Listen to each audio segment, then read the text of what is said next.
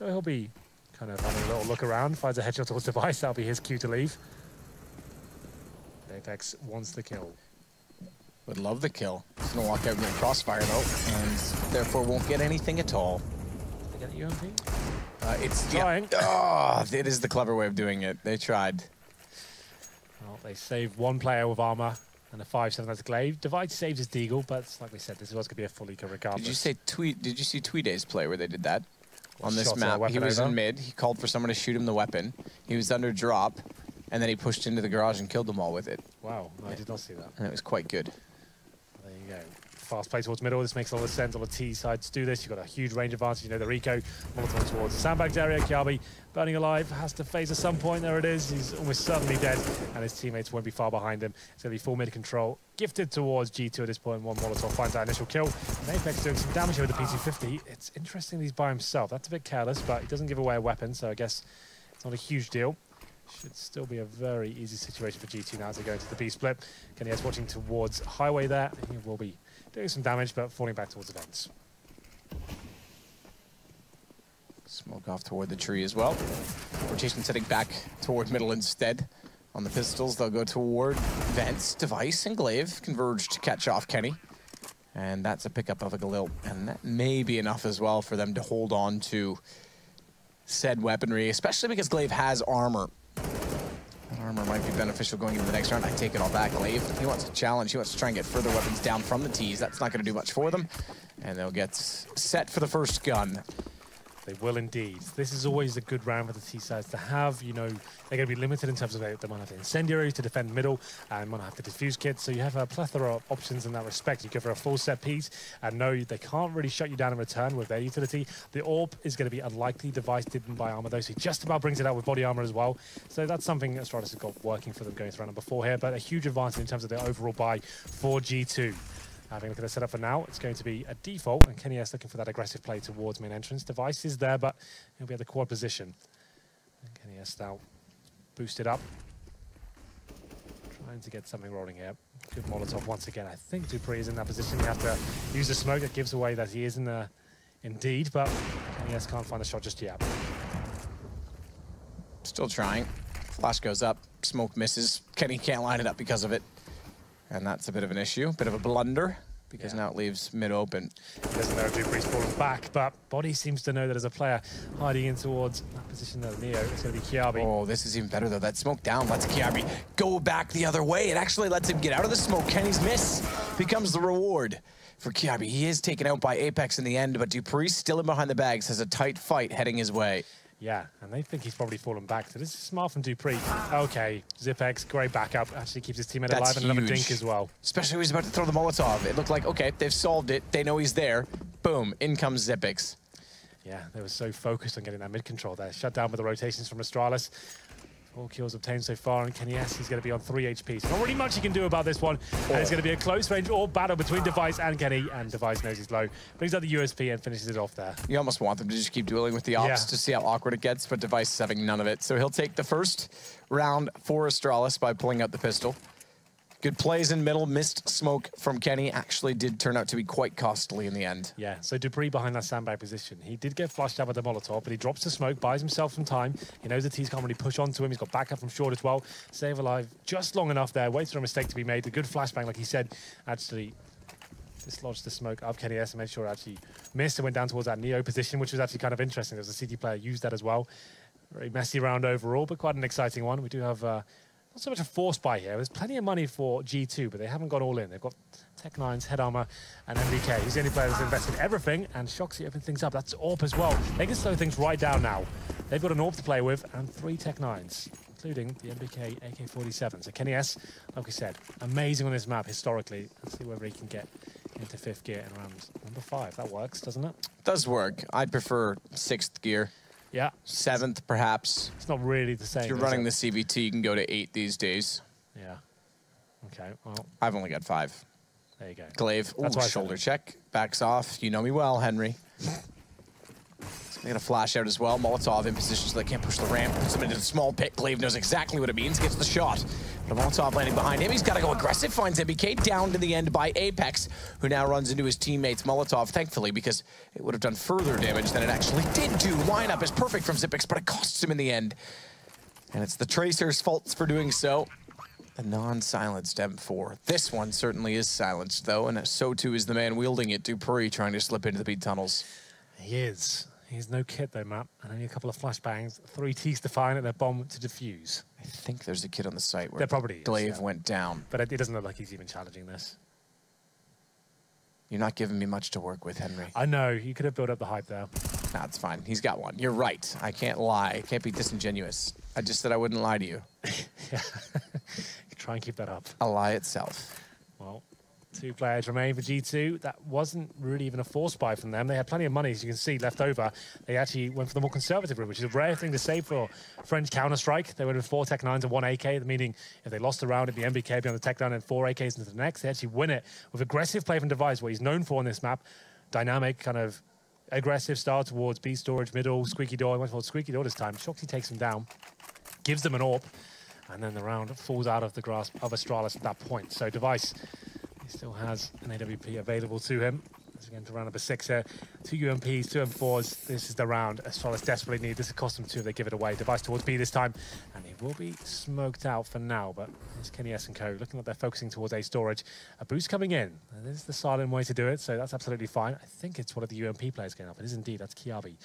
Not an ideal weapon for it, but normally good for 1 or 2 kills that position, it seems, almost every single time. Both the UMPs towards the A side of the map.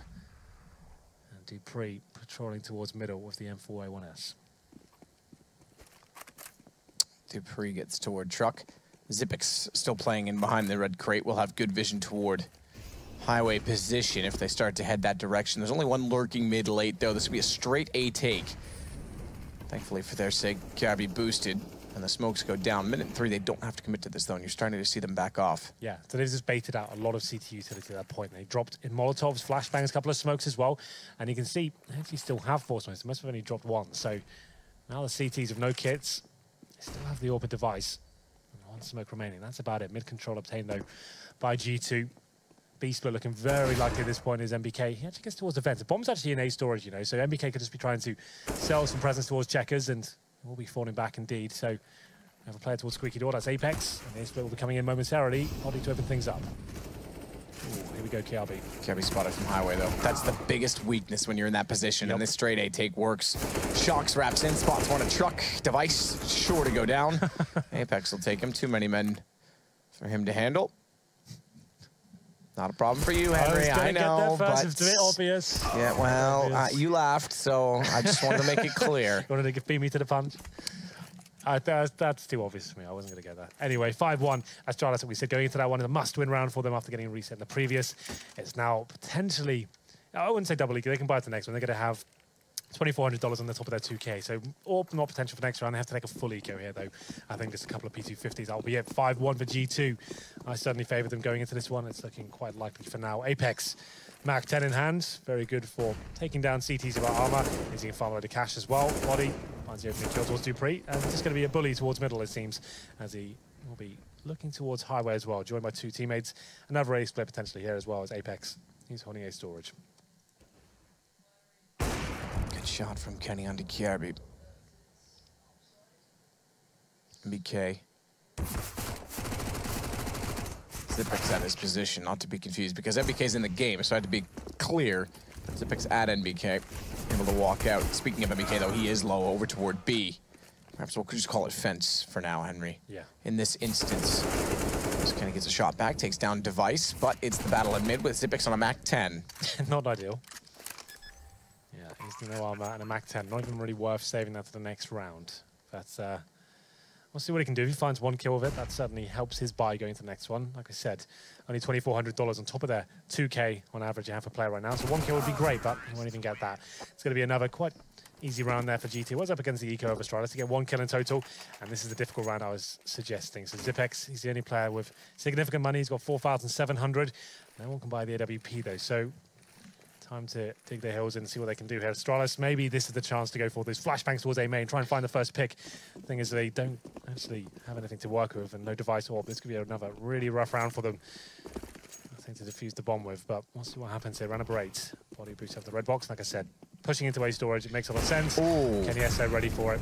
Beats the flashbang and takes down Zipex. Kenny is quick. He is indeed. That's one of his great assets as a Counter-Strike player. Catch me if you Kenny. That's not bad. You said that before? No. Oh, that's good. I should have saved it for a good one. Yeah, you know? right. Kind of blew that one away. Yeah.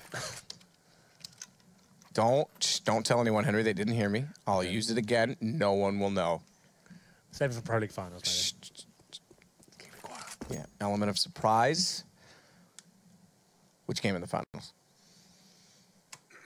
I'd say the semis. Semi-finals. G2's not going to make the finals, so in the theater, you know. Fair enough. In Dallas, Texas, if you care to join us. It's going to be a hot one. It was announced today. Our lovely little photos. Blue on stilts, standing beside Jason. And Chad without a weapon, similar to the loot problems in Battlegrounds. Yeah, he looked like the farm worker in that picture. He looked a little wrecked. Yeah. A little rundown on life, perhaps. We'll have to check it out. They gave me a cravat. Okay. I might wear that at the event, you know. You should. That said, it's going to be on to A. G2 wish to go in Apex. Already through to the site. Has the door open inward from his teammate. They can cover off the backside around quad quite quickly. Camby won't be able to do much through the smoke. Kenny takes him down just with the Tech 9. That's fine. Device, meanwhile, goes, oh, okay. He wants an AWP up close. Has to hit that shot, though, surely, because now MBK gets to reposition and re-aim with the AK-47. That should spell the end of the round. Yeah, with no kids here, the bomb going down a 4-on-2. Oh, make it a 3-on-1. And there's a couple of quick frags come in. Dupree, last player remaining. We said Astralis normally do find troubles on this map. It comes into that map more often than it used to these days. I think, obviously, with the removal of Dust 2 and stuff like that, they need to try and play it a bit more, but I'm still not convinced by it. It seems to be one of those maps that they're playing amazing Counter-Strike on the day. They can just about get away with it, but throughout the years of Astralis and this team as a whole, even back in the TSM days, I remember casting a view back in the original PGL season, and they looked very weak on it throughout, but still early days. They came back from a 13-2, I would say come back. They made it a convincing game overall. It wasn't completely a stomp, but 7-1, another eco required for Astralis. 4 rounds in a row for G2 now. In terms of the money, we have about 2.5k, I'd say, per player. And now some Deagles, a couple of smokes. Dupree gets some body armor. Very good at the Deagle. They normally have some sort of fighting chance in these sort of rounds. We'll see what they can do. KRB joining him as well. Also a very good Desert Eagle player. Device maybe flashed in towards middle. They haven't got a flash to work with. I'll take that back.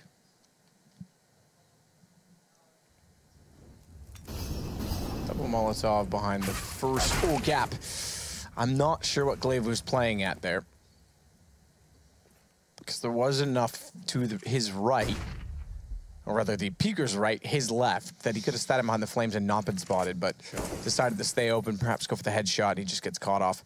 Lineup between the two dots that Valve thankfully put on the roof, just to make it very clear where you can line up every smoke from Sunroom. Every single one of those dots, if standing in the correct position, lines up for somewhere deep inside of the site. That one goes toward Tree, and that shot goes directly into Dupree. It's nice, however, that will come out from the vents, and MBK greets him. Another straightforward round, another round for G2. So 8-1. It's not quite the goose egg that Astralis did have on train, but it's certainly not much better. Well, they do get another buy-in here. The problem for Astralis overall as a team, that's obviously #1 in the world right now, but Cash lends itself to double AWPing, right? And Dupree is kind of flirting with the idea of bringing that secondary AWP out now, but I'm not sure they're 100% convinced by it yet. Like most teams in this sort of situation, you lose like this amount of rounds in a row, you bring out the double AWPs, you try and rectify it and try and mix things up. Astralis don't really have that as an option. Like, it's not really solidified as of yet right now. I still think they're experimenting with that. There's going to be a device on the solo AWP. He's towards B this time, challenging towards the storage area. Might want to frag here, but Kenny S once again takes him down. And it's up to Glaive now, who's very good at holding this side by himself. Throws a chance incendiary. He might be out of luck here. Kenny S finds a second frag. Dupree coming in from heaven, but he is locked out of the site for now. Body holding towards middle. That means Vents is locked down, and this should be another round for G2. Very fast this time. Great chance to actually change the pace. Fasting towards B. Kenny S hits 2 amazing shots there, and now 4-on-2. They do have a kid available, but do they have any grounds you can try and attempt this retake? Apex through the smoke will get towards Zipex. Oh, beats him on that too. You'd expect Zipex to find that at least. Surely. And then Kiarby standing stunned inside of mid. This is rough, man. This is another very rough game. It could still turn out to be close. We saw it happen, so but fast. that was very fast. I was impressed by that. Catch me if you can. Okay, it was just said, Henry. We were going to save that one. It's fine. It's fine. It's ruined. It's ruined. You're always going to think it was a good vac shot, though, so I'm still believing. Yeah. 9-1, and it is maximum loss bonus for Astralis. They get $3,400, but that's not enough to operate with on the CT side, so they get Deagle, CZ, a bit of a partial buy, if you will, and a bit of body armor to go with them as well. That's the first shot there from Dupree. We said he's good with the Desert Eagle. He's not messing around this round. He finds Apex, and he might find a second as well, challenging MBK, but quickly taken down. It's going to be another 4-on-3 as Device finds a similar fate to the hands of. Ooh, good night. Shox takes down Kirby. Gets in the sight. Straightforward to find Zipex at the bottom of Highway. And yes, I am aware that FMPO and he actually made this map with Sal, truthfully, the original creator. But when FMPO and he was asked to reskin it for the current Valve iteration, that's when those dots went in, the lineups. Yes. Yeah, they're in charge of all the changes for that. Like, obviously, the simple graffiti, they put that in. It's not like Valve made the decisions on this map. They kind of just work with them, right? Yeah, of course. Yeah. But it was done when the reskinning was done for what Valve. Happened there? Did that really just hit? I wasn't really looking. No way. Where's that gone? That was from spawn through the top of the roof in as if things couldn't go from bad to worse. That is play of the year. Just put that in. That is the epitome of this game. I'm kind of being a little bit facetious with play of the year, but that is a sick shot. That is so incredible and so lucky all at once. There's the bullet hole, man. Look at my screen. Oh, no, I saw it. That was straightforward, clean. Absolutely insane. Well, let's get back into the round. Still at 3-on-3. They are pulling it back somewhat. A bit of a misspray there from Zipex. Shox takes him down. A site open. And Astralis just looking at 6s and 7s here. What a way to open up round number 12. I haven't actually seen that work out for anyone. I've seen people attempt it before, but never hit it cleanly like that. Kiabi getting even more unlucky here. It's a good dink, but he might not get the kill, but there it is. Finally comes in. 2-on-2 now. It's up to Kiabi and Dupree, but Kiabi blind takes a bit of damage there from the Molotov. Flashes in. Kenny's going to go back through the doorway.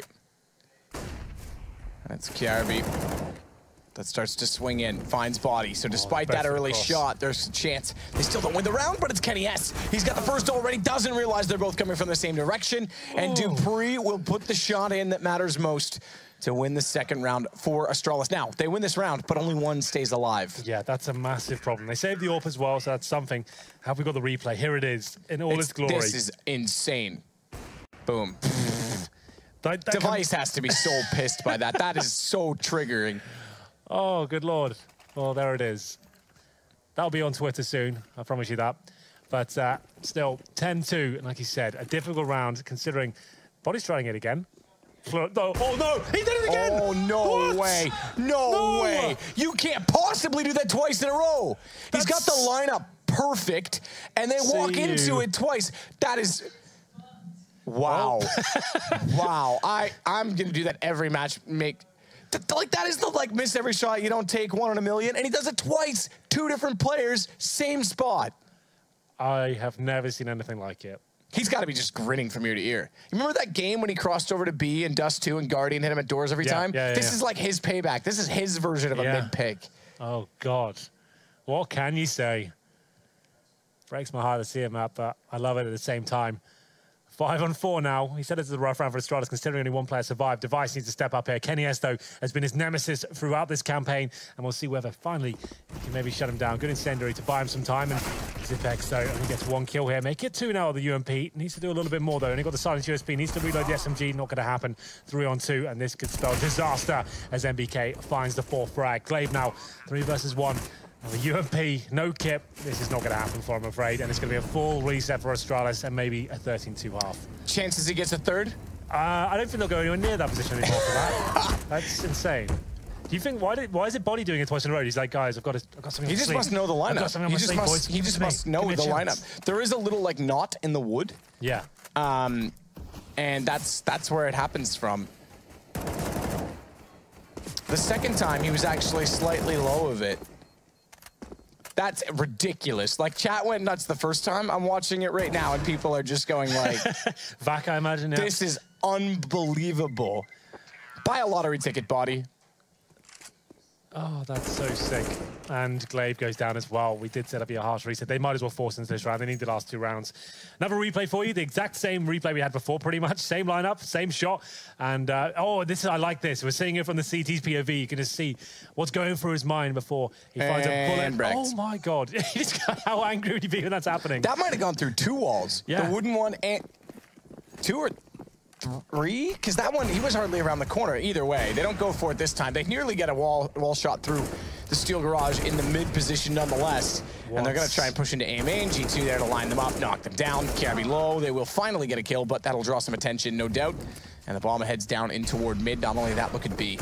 Inside, ooh, Dupree. He's done well here, actually. He swings out, though, expecting there to be more pressure. He's got the bomb down. He's got a chance as well, but can't get the pistol in time. And that will bring it back to a 2 versus 2. Got a bit exciting there, but it should subside as we do have the 2v2. A very challenging situation for Shoxy. He's getting aggressive here. Easy kill for him. Takes out Kiabi. That's pretty much the only chance they had there. The flank, the pincer play. Zipex now 5-7. Very good in the clutches, but Shoxy 1 step ahead of the game as usual. Finds another couple of frags there. Bringing his total to 11 kills. And it's looking like another 13-2 half mat. Can you believe it? Yeah, he's going to try it. Let's give it one more go. He has an AK right now. It's No, down beside him. Yeah. He's watching it. Oh, if he does it again, no. Is he gonna? Yeah, he's looking toward it. He's looking toward it. All right. I thought Kenny was gonna. If he does it again. No, you blocked him. No, it's fine. He's got time. He's got time. Okay, line up. Don't do it again. Not on the wood. Don't do it again. You see him jumping in this time. They're like, take no chances. Kenny Gets it through the smoke. My goodness. Rough day. Well, this is just, yeah, G2 is just having a field day. Well, you win some, you lose some. Astralis looks like a 2-0, I'm afraid. It's getting completely outplayed here. In terms of the counter-strike presented, it's not in terms of like the most tactical game, but G2 is hitting every single shot. This double orb setup, I was one of its biggest fans over in Starlight, but it seems to be firing on all cylinders tonight. And it's going to be the 13-2 scoreline. Similar scenes to what we saw on Train. The problem is Astralis go over towards the T side. They're already bet on the CT side on this map as well. This could be a 16-2 affair. This is a certain finish at this half. It's going to be a 5-7 in the UMP for Zipex and Dupree, respectively. I'd love to see a screenshot of the new section on Reddit. Yeah, people trying to get that up. That's going to be top for days. Body hits crazy wallbang again. Body insane wallbang from Body on Cash. Body's wallbang. Yeah. They've already started deleting them, I think. Yeah. That's ridiculous. Apparently chat went to 500 comments a minute. Wow. So not bad. Dupree in through the smoke goes down. 13-2, you said it. It's the same score as Train. A little bit different in the order of the rounds, but it doesn't matter. It's the same thing all over again, and I think this is what everyone will remember. Bang once. Good night. Shame on you. Bang me twice. And shame on me. That's true, on that note, we'll take a short break. We'll be right back for half number 2.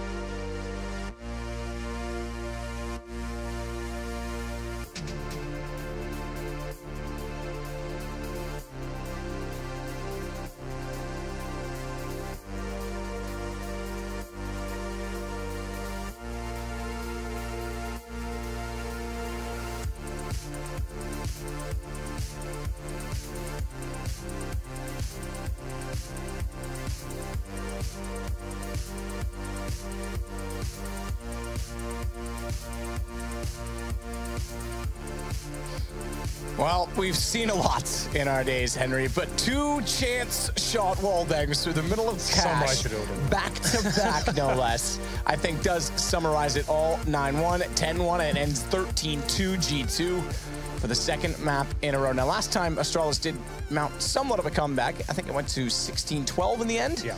We're going to need better than that, obviously. That goes without saying, but it's possible for Astralis. Not on Cash. I'm going to put that out there. Train is one of the absolute best maps. Cash has always been up and down for them. They sometimes get fairly good results, sometimes not so much. So 13-2, especially on the CT side as well. That's a bit of a rough showing for them. They need to win the pistol once again. They did it on Train, and now they switch over to the T side. And there's a few options you can have on the T side of Cash and the pistol. You have Rush B, delayed Rush B. You go for that simple A execution. Smoke towards highway, Molotov at squad, or you try and go for some mid control into an A split. So those are pretty much the 3 main approaches we've seen on Cash, but Astralis is going to need to pick this one up. They're not looking too hot tonight, I have to say. G2, on the other hand, they're looking lights out. Body, one of the most memorable couple of rounds I think we'll see in Counter-Strike. This is what they were back just for what it was. Back to back. That's insane. I should never seen that before. That's one of the plays that you want to happen in an arena. And then like a grand final. Yeah, with the crowd just going insane. Yeah, that's something I dream of. Yeah, not bad. I think it's something that Astralis will have nightmares about. Yeah. Luckily for them, they are top of Pro League right now, but like we said, we detailed at the start of this game, every map counts at this point. Teams can still crash out of the top 6 very quickly. And there is still the seedings in place. So the way that it works is the first from either Europe and North America are in separate groups. Whoever's has the respective number 2s, right? So if Europe is in top of Group A, you have the number 2 from North America, and then it would go 1, 3, 5, 2, 4, 6 from Europe, North America, and then vice versa on the other side. So seedings still matter for who you're going to get in your group from NA absolutely. As well. Like you don't want to be up against SK in the first round, right? Like you just want to be playing against the lower seeds with number 6, number 5, you know? So it definitely does matter in that respect. But at the same time, you do have to beat everyone to be a champion. So I never took that much notice into. Obviously, it does help proceed further in the tournament. If you want to win, you need to be knocking these teams out anyway. But still, your point does still stand. Matt, I'm not going to lie to you. When that second shot came in with the AWP, I kind of thought I was casting the replay, and I was kind of... I got a bit scared. I was like, hold on, is this like deja vu, or is this actually a replay? What's going on here? Like, do I just go all in with the hype? Yeah, well, I was starting that it happened again. I was like 80% sure I was right. I was like, this could be a replay, and I could be making a fool of myself. No, do it. Just do it. Yeah. Go all in. Go all in. Wow. Looking for the 16-2. It's G2, and they switch over to the CT side. We're having a little delay here. I can see in the chat right now. They're not quite ready, running around in warm-up for now. But, yeah, here we go. We are getting into this one. It's G2 versus Astralis. The scoreline, not looking too great for the Danish players. It's going to be 13-2. And Astralis not known to be Cash masters. I'm wondering if they even knew where that shot line's up from. I'm sure Device knows it. Obviously, they know it's going towards connector, right? But but they know it themselves, yeah. Yeah, that's my point. Where the shot actually is taken from. What can you really do? Like, you have this delay, your mid day, you're so scared of it. Like, you obviously have to try and challenge mid at the start. It's a very advantageous area to have control of. It's difficult, right? It comes down to just horrible timings. It looks like we do have the bomb towards B. MBK, I wasn't sure he was going to spot Glaive getting that close, but you're right. Bomb over toward B. Xyp9x has won Kenny toward the squeaky door. They're going to try and sell this fake, and they've done it. They've already left the B site. Body's the only one left here. Checker, he's going to call now. Hang on, guys. I've got company. There's 3 in here with me. Thankfully, he finds the first. But the bomb's still going to make a plant. Body continuing to be impressive. dupreeh has to bail on the plant to go aggressive and try and take the fight instead. He'll force Body back, try and bait him out with shots. Body finds a third, though.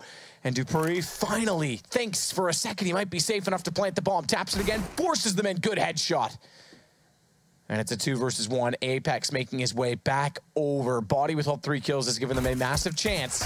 It's Apex that has to close it. Can't quite do so. Body, what a game he's having so far. 3 unbelievable headshots from him in that silent USP. Somehow found our third as well towards B storage. I thought that could be the turnaround, but dupreeh shuts it down. Fake plan to bait out MBK as well. Pretty much secures it.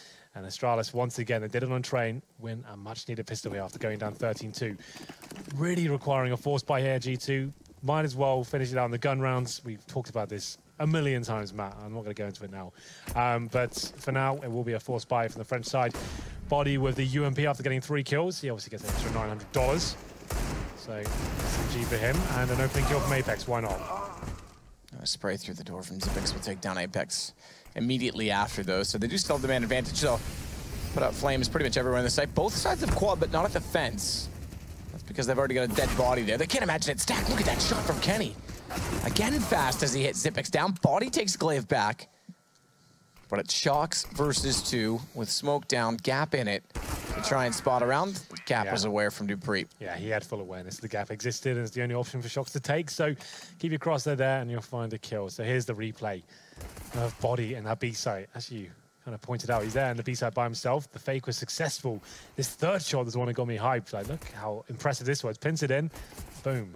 Manages to nail it on this swing back. Good job by him, but didn't quite win the round.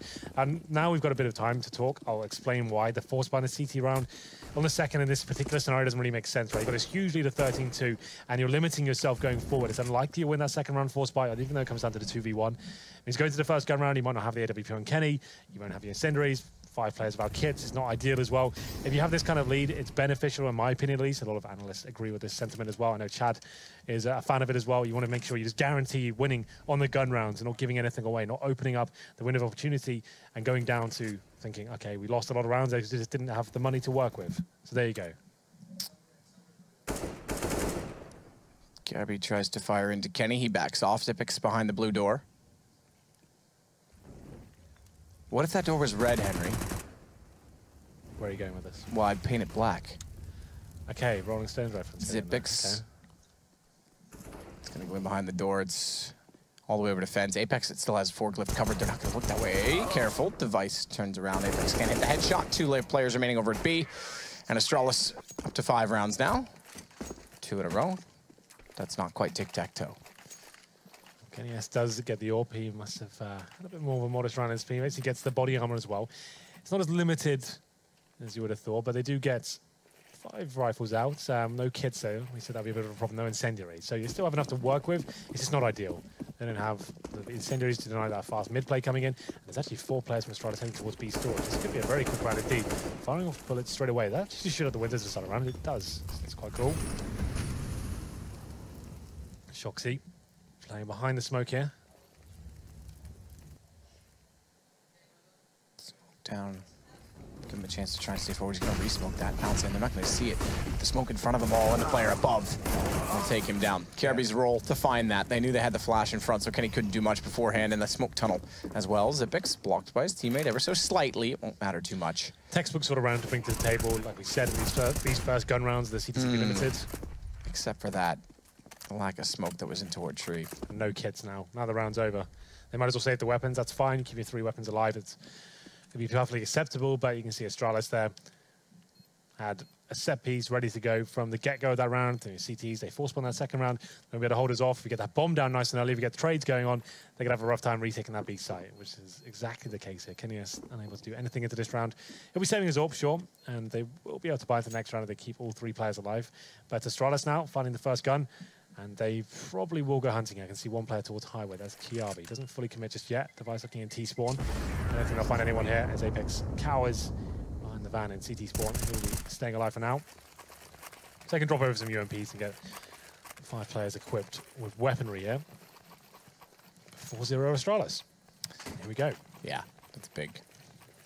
Big start. Exactly what they need. We said it was possible. CT side for G2. 1 op in the hands of Kenny. Cheeky wall bangs. Did I use cheeky right? In what sense? What wall bangs was he cheeky doing? wall bangs, like bodies wall bangs. Body, that was a cheeky wall bang. That definitely falls under the umbrella. See, cheeky. I told you I was paying for Passion London School for a reason. I London well. Papito. Apex through the smokes, crisscross smokes as well, so they could have tried to push vents on those, but he's inside of it with a counter smoke of his own. That's going to give him good position. They get the first kill. Oh, body swings out. Hello, gets 1. Kenny, therefore, gets them pulled in toward his scope. Finds the first kill. Bomb gets dropped as a result of this as well. And getting back middle, Device has to be a little bit careful. Thankfully, they've gotten the first kill onto Apex, and it's Shocks that's rotated back in toward the 8-side forklift. But Kenny is still a factor in this, and a little bit of information. Spots the elbow sticking around the corner. Device, if he could slip in, ooh, could try and catch off the angle. And I think he was just spotted by Kenny. Oh, Kenny, this is risky. He's going to stay scoped in, I think, the whole run up. I'm not sure if we can see that. Shox, meanwhile, though, could get the bomb down, does. Gun in front of him, needs to hit the headshots, can't, but Kenny's taking device. He stayed scoped in, rather, zoomed in to try and catch him off to not make noise. And Xyp9x is thinking about going back the other direction, but he wants to get to A instead. The problem is the exact positioning right now of Kenny. He leaves B, plays at Z, can cover off the site, but the smoke down is going to reveal he's absolutely going in. And Kenny will get closer and closer, and undoubtedly, that's English, use the AWP, because Kenny loves to up close, but it's Xyp9x that goes aggressive instead and finds the kill. Xyp9x getting a little bit of luck there, boosts himself up to the bomb side, trying to catch Xyp9x, catch Kenny S out of control there, but unfortunately, Kenny S can't hit 2 shots in a row, so there we go. It's going to be another round for Astralis, and actually finding a 5-0 here to go to round number 6. Another buy available for G2. Double AWPs, like we said, Astralis couldn't really bring this to the table in the first half. And after you lose a few rounds in a row, this is what a lot of teams do, bring both your AWPs out. And to be fair, G2 pretty much forced the situation every map and every half, so this is pretty par for the course for them. Number 6, 13-7. Kenny waiting. Is going to try and find another. Shox on his op. Apex has actually got a shot down. Was that clean through the door? I think it was. Yeah, door open. Okay, so it was open up. That's revealing. And he finds the kill. Kenny's at the wickets.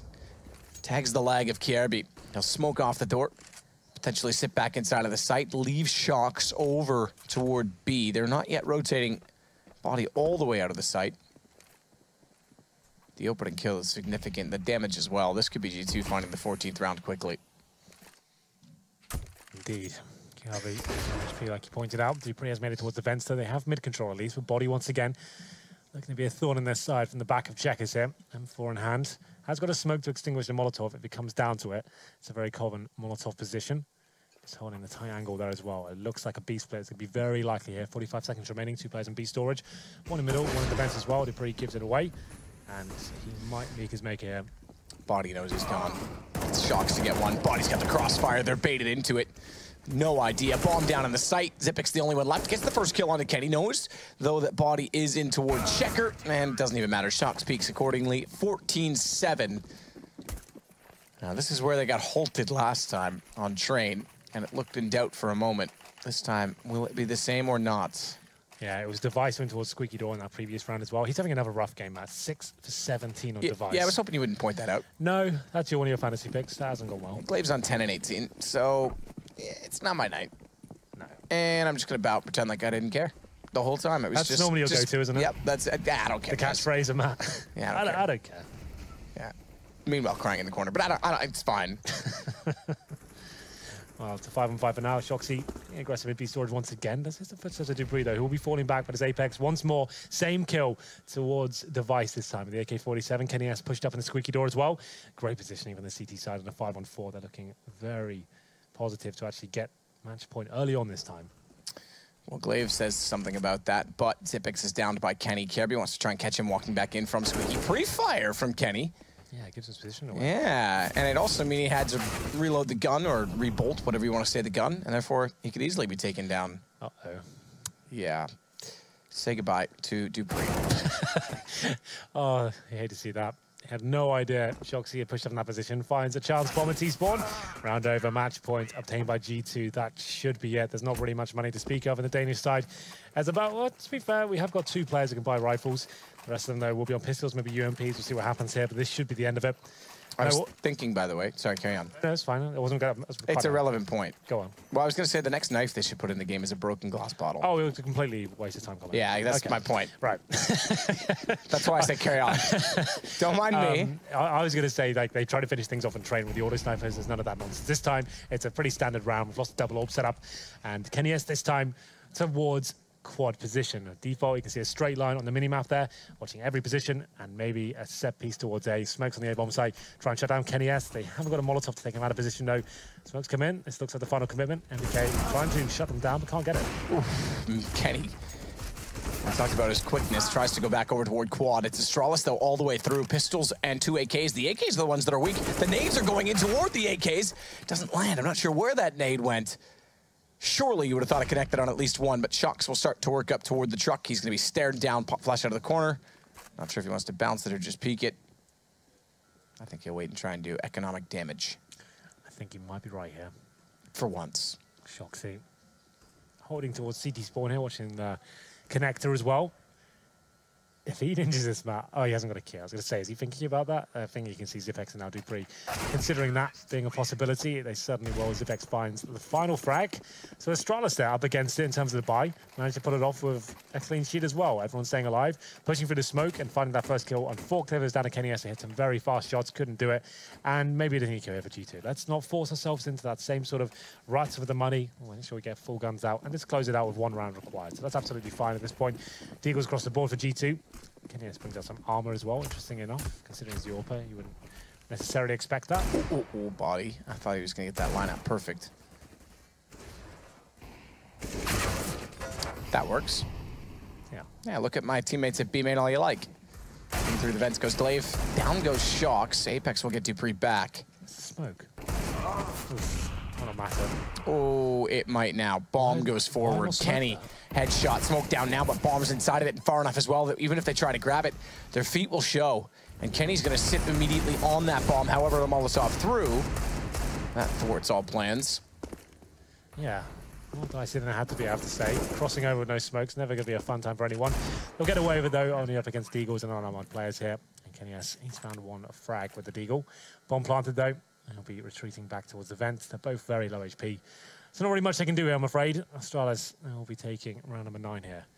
One there for G2 will do it. Easy frag for Kenny. Not sure why Kelby's not watching the vents at all. Didn't even consider that as a possibility. And Kenny with 8 HP finds another one. And MBK at this point, not trying to win the round, but he's just trying to limit the T's going forward. Not going to happen, though. Glaive to finish things off there with both frags. 59. And we do have another buy available for G2. Not the best. MBK's down to $3,900. So maybe a UMP for him. See what he decides to do momentarily. It's coming in. Double orbs once more, and a FAMAS for MBK. Not a weapon we see too much of these days. No, not at all. Usually eclipsed by that of the UMP. The bombs in T-Spawn. Yeah, I was just looking at that too. Chad's having an eye. He hates that when it happens. Yeah, he does. He really does. Like T-stairs even on Inferno, yeah. He considers that like offside. There it is, Device. It's fine. They're doing a default for now. They're not. It's when you execute to a site, then you realize the bomb's down. You're like, oh, for God's sake. Anyway, Kenny S with the first kill. I think that's through the door as well. Never your fault either when it happens. I was through the door. I don't mean you specifically. I just mean your figuratively. But yes, it is through the door. Zipex has gone down there twice now. 5-on-4 match point. Apex towards that sandbag's position. We'll drop a smoke just to allow him to look above it. That's so nice from him. What a great play to find him another frag and a double as well. That's beautiful counter-strike from Apex.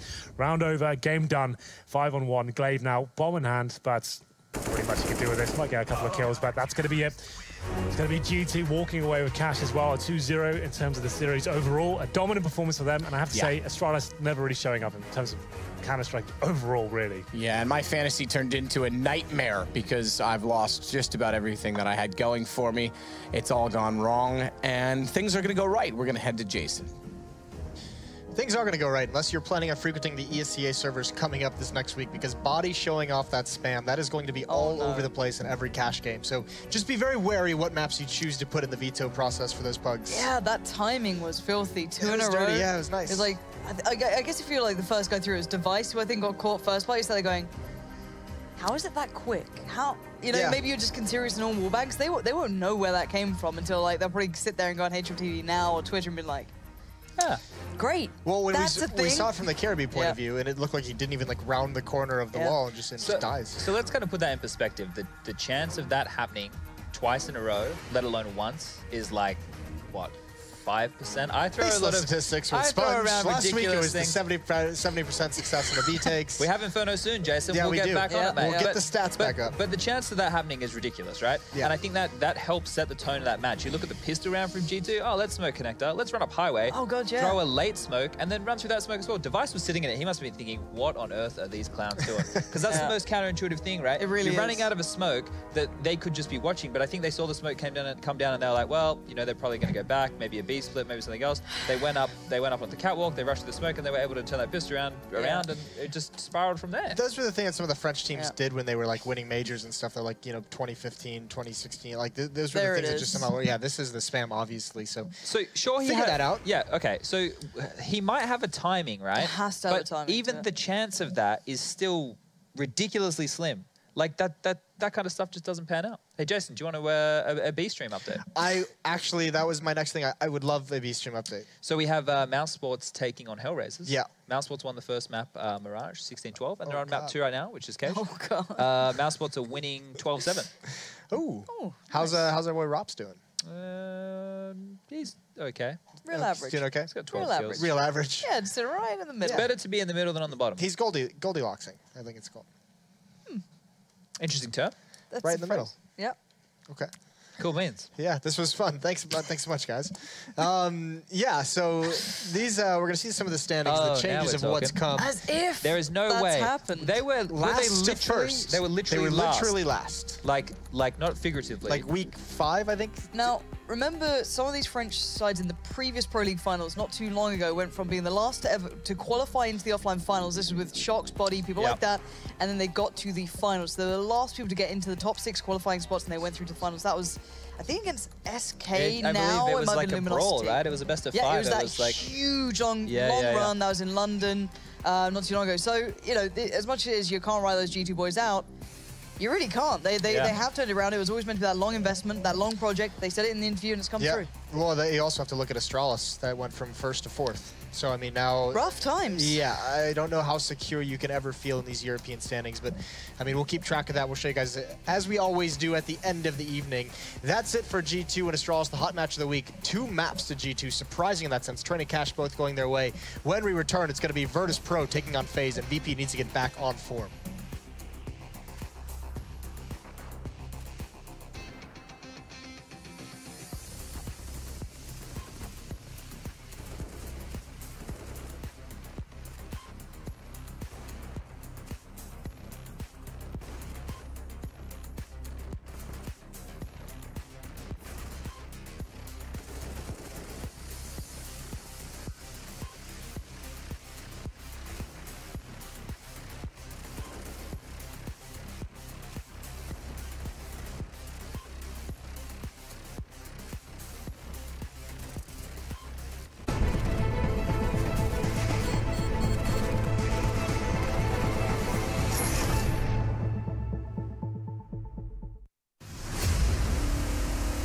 I can't understand people watching somebody play a computer game.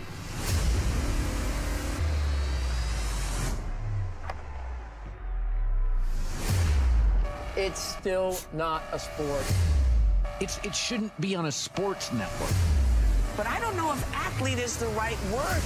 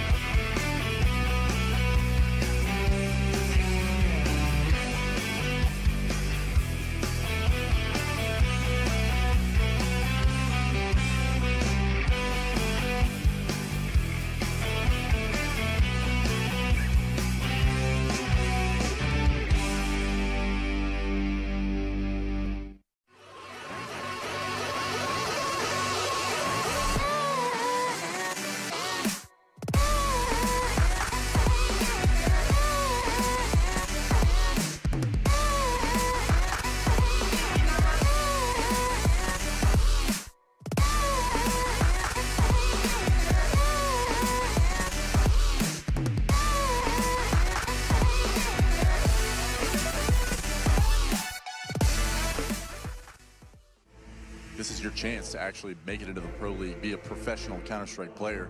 That's the thing that Mountain Dew League provides. Kinguin, you know what? If anybody has a shot at 2-0, it's Kinguin. Beautiful Counter-Strike. You usually only see that into the professional level of things.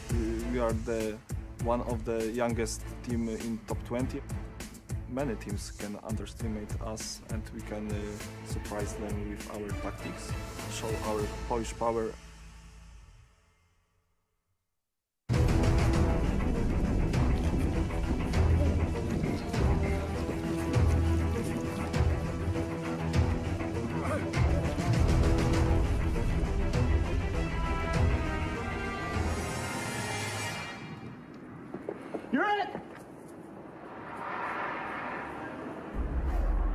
Start your esports career now at play.eslgaming.com. Counter-Strike is sharing incredible moments with us and will return to a memorable place.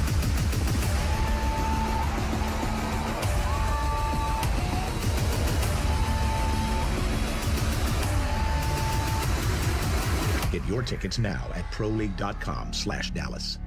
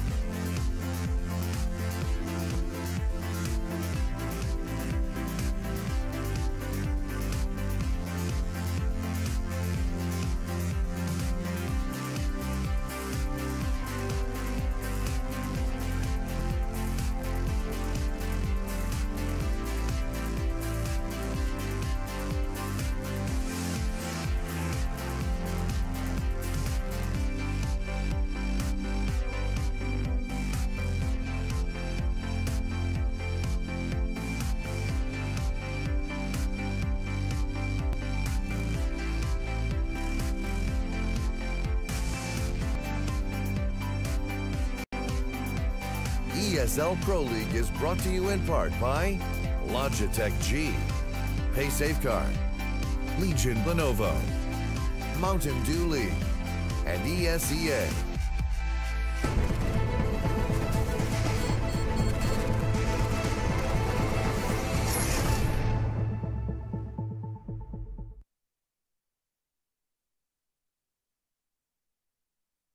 Welcome back, ladies and gentlemen, to the ESL Pro League. Now, so far, you've been sitting in your comfy chair watching some professional CS, but if you'd like to start your professional career, you can. The Mountain Dew League is giving amateurs a direct path into the ESL Pro League. All you need to do to find out all the details is head over to esea.net/MDL. Now, for our next match, our final match of the night, we have an interesting one. It's going to be Virtus.pro going up against FaZe Clan, but both teams are handicapped in their own specific ways. Virtus.pro's Neo has a broken leg. We'll have to see how this affects him. Of course, you don't need your legs to play Counter-Strike, but this is a kind of injury that's probably pretty hard to ignore. On the other side, and perhaps the lighter side here, FaZe members Kiyoshima comes into this match on next to no sleep. Once a gamer, always a gamer. We'll see how this affects his performance, but, I mean, this is kind of what he does for a living. We'll see. Our last map played was Cash, though, and for Rush, put together a little bit of a pro tip on that map. Let's see how it all looks.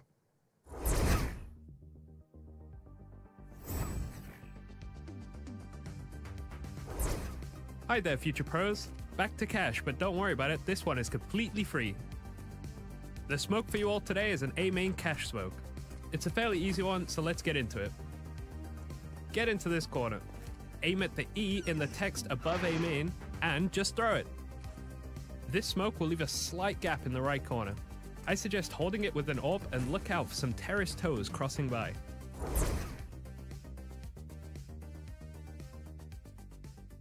Yes, welcome back to Pro League. One more matchup for the evening. It's going to be Virtus.pro taking on FaZe. And the scary thing here is we're not going to do it this time. We're not going to say if Virtus.pro shows up, but I mean, that is the situation where now they're sliding away from playoff hopes. I've got Hank introduced onto the desk here with me. How are you doing, all right? Good. Doing really good, yeah. Good game. Nice cast. The Greer. That doesn't quite work. Yeah. But keep working on it. All right, we'll get you something eventually. Yeah, we'll polish that one up. Yeah. Look, let's be honest. Virtus.pro just played FaZe and ECS on 2 maps and lost both of them. 16-4 on Train, and I believe it was 16-10 on Inferno, and we're about to see Inferno again. So they're going to have a really rough time going into this, and they have, what, 3 matches left, including this one, going into the end of the season, and it's going to be a very rough ride for them. If they want to stay out of relegation, they need to make sure that they're winning these games, or at the very least, you know, winning maybe one series? Similar scenes to the last seasons as well, right? Yeah. I mean, is this really the narrative we're going to have for Virtus.pro? Avoid relegation. Well, that's what they had. They did get relegated last season. They came under the fan vote last time to keep them in it, right? So this is very similar scenes. Pro League just doesn't seem to click for them at all, really. So this is the saddest thing, right? Virtus.pro are one of my favorite teams to watch because they have very explosive players. They play a very dynamic brand of the game, and they're a team. Like, they play as a team. They don't rely on individuals to carry them, right? Everybody can chime in and do the stuff they need to do. It's just sad that it's gotten to this point where, you know, they could still make the finals, you know, if they start getting these wins now, but they need to turn it around. They need to go from 2 losses, coming off the back of 2 losses that just happened, and turn it around into 2 Ws. Well, they're losing to teams like Heroic and LDLC. Now they're up against, at the moment, one of the world's best FaZe. Is this really the matchup that's going to find them results? Considering the current form, I'm not so sure. They've had a shocker in ECS as well. It's been falling apart over there. It's not just this league. I'm not sure this is the time for it to come together. They pointed out that Neo's got some injuries going on. It's a foot injury, I believe, as well. I'm not really sure that's a big effect. Like, it's not really to bring too much to the table. Actually, might make him better. He might play more CS. Some players like to tap their feet while they play. Is that true? Yeah, that is true. Yeah, so that's something to consider. It's really annoying, though, when you sit on the desk with someone that does that. Because it shakes the desk. Yeah, that's not a great feeling. But if we're actually gonna look at the upcoming matches for VP, and you're gonna see how much of a difficult time they're gonna have. And what we can also do is I have their current score up there. They're 8 wins and 12 losses. Okay, so this is the upcoming schedule. You can see Virtus.pro down there at the bottom. They're in 12th place. They've already lost to Heroic. FaZe tonight. Then they have G2, which we see as no easy feat, and then North, which again is not exactly an easy walkover type opponent. They're all 3 hard matches, right? Those are very difficult, and the way that the maps match up for VP, it's not like they're going to get, the way that the veto system works, they're not going to get something that they're super confident on. It's going to be a middle ground map for all teams. So if they lose all of these, they're going to be on, what, 8 wins and 18 losses if they are unable to put any W's on the board. So they're definitely going to be in the bottom 3 if that's the case. It's looking like they're going to have to fight for their Pro League life next season, which is a little bit scary. But you know, we talked a lot about Virtus.pro. We've touched on this in the past. Not too impressed with their product recently that they put into the servers. Let's move on to FaZe. Is this a team that you can fairly say? I mean, they're a bit up updated in the HLTV ranking, 2nd place in the world. Is that a pretty fair place for them? I mean, I know results speak it, but eye test wise, still early days, right? Obviously, they've been playing a big events, which affects the HLTV rankings tremendously. They've been going to all of them and getting to finals as well and winning an event. So that's obviously going to help out. I think it's justified, though, from what I've seen so far. I'm very happy with the overall package they have in FaZe. The addition of Nico is obviously amazing. Carrigan coming into the fray as well, kind of brought it all together. It's looking very good. Alu's finding some great form as well, so especially on Inferno, which they'll be playing as well. I think they're a tremendous team, and I think they could be gunning for that #1 position. And like, you have to remember, this team's only been together since, what, Katowice? That was their first showing of 3 days practice, and they're getting better and better, and actually taking that grand final performance, Katowice, converting into a victory going forward in StarLadder as well. I'm actually been tremendously impressed overall. Me too. Nice. I mean, anything to the fact, we have a little bit of time to fill those players on the start. Is anything to the fact, I know some people have expressed them, and I actually am of this thought as well, that they looked better in Katowice than they did in a victory at StarLadder. Well, the thing is, in Katowice, you have to take it with a little bit of a pinch of salt, right? You're bringing in Nico, and you have no real structure, right? You haven't really got him into the team properly. You've had 3 days practice. 3 days good practice from what I've heard, sure. But at the same time, it's going to be a lot looser Counter-Strike, and it's not going to be as regimented as it was going into StarLadder. They're trying to make themselves a better overall package. There's not that much consistency of a loose play style. It might look great if everyone's performing and turning up to the server, but yeah, they might be They might have been playing better CS in terms of aiming, in terms of individual skill. But I think going forward, that's the right mentality, to have more structure and have things to fall back on when players like Nico don't arrive on the server, for example. For me, I think their real test is going to be at IEM Sydney, right? That's the next event these guys have offline. And we have SK there, and we also have Astralis. And you could argue that those are the top 3 teams in the world right now, considering VP has dropped off a little bit. But those guys are the big dogs right now. And if they're able to make another final in that kind of a field, obviously the lower end of that field isn't as difficult. But still to go up against the top tier, and I believe we have a best-of-5 final again. If they're able to play, let's say they play Astralis again in a best-of-5 and they're able to win that one, sure, definitely cement them in that number 2 spot, and they're looking fantastically strong. I just don't know if they've had enough time to work on their map pool yet, right? As Henry's saying, the learning curve is very steep. You throw a lot of talent in and they all hit their shots, they're going to do fantastically well. But when they get pressured, maybe if you guys are having off days, that's where it falls back to the work that Carrigan's done, making sure the theory's done and all that kind of stuff. So these kind of matches for them, it's really good. This online stuff for new teams that come together, G2 is another example. They get lots of competitive environments that aren't like super stressful, where it's not make or break to actually work out the kinks. And they probably, you know, it seems to be working for them. Just to follow up on that point as well, like you can have all the practice you want in like, we call it PCWs, right, online, but the objective in those games is never to really win. You're kind of focusing on the strategies and kind of the overall package. When we were playing, we didn't actually focus on winning those games. We're trying to fix errors in our game, and it's not real environment really. These kind of online plays, when you're playing like 2 great best-of-1s each week and you're trying to win them, it's great experience overall. You can have huge comebacks and work out what works for your team, what doesn't, how economic situations, how you be kind of positioning yourself in those sort of tight buys and stuff like that. It's looking much better in these sort of environments than just playing online. So this is great for a team like FaZe. Yeah, hopefully it works wonders for them, because as Chad said, they do have IEM Sydney coming up just next week. Either way, they're taking on Virtus.pro right now, and we're going to send it over to Uber and Pansy to take it away. Yes, thank you very much, Moses, and what an interesting match this is going to be. Virtus.pro, we're talking about them potentially having to fight for their relegation. They could just straight up get auto-relegated by being in the bottom spot. That's in the realm of possibility here. That's just how, I guess, huge the swing has been for them over the last half of the season. It's been pretty ridiculous, right? It's always been that kind of thing about, you know, Virtus.pro online, VP's consistency. But there was always that kind of follow-up of, but they should be able to beat X amount of team. Oh, they should be able to do this. And it just feels like this season, all those normalities that you'd see of them being able to pick up against, you know, wins against the very lower tier teams and just kind of grinding through, they've not been able to do that. And the bigger problem now being as well, there isn't anyone feeding right now in the Pro League. And I say that quite loosely because even the very lower tier teams are able to put up fights. We saw it only, last week, Virtus.pro were one of the kind of victims of some of that. We saw teams that we didn't expect to pick up results were in the bottom manage it. 5 or 6, I think, before that match, and they absolutely trounced them. Yeah, and you know it's a problem for VP right now. If you're not playing that well at the moment, you're gonna slip down. And the thing is, they have some very tough opponents left for the rest of the season. You look at the others, and they're doable. They're certainly manageable. This just doesn't look good. Now, you know, we've already seen this matchup in a previous league just moments ago. This map, these two teams head to head. So they already got the warm up in. This is game time. This is official time, and we will be getting this one started up soon. I'm not sure if we're live. I think we are. Taz just taking his time in spawn. Yeah, we're underway. It'll be VP on the CT side and FaZe, of course, on the T side.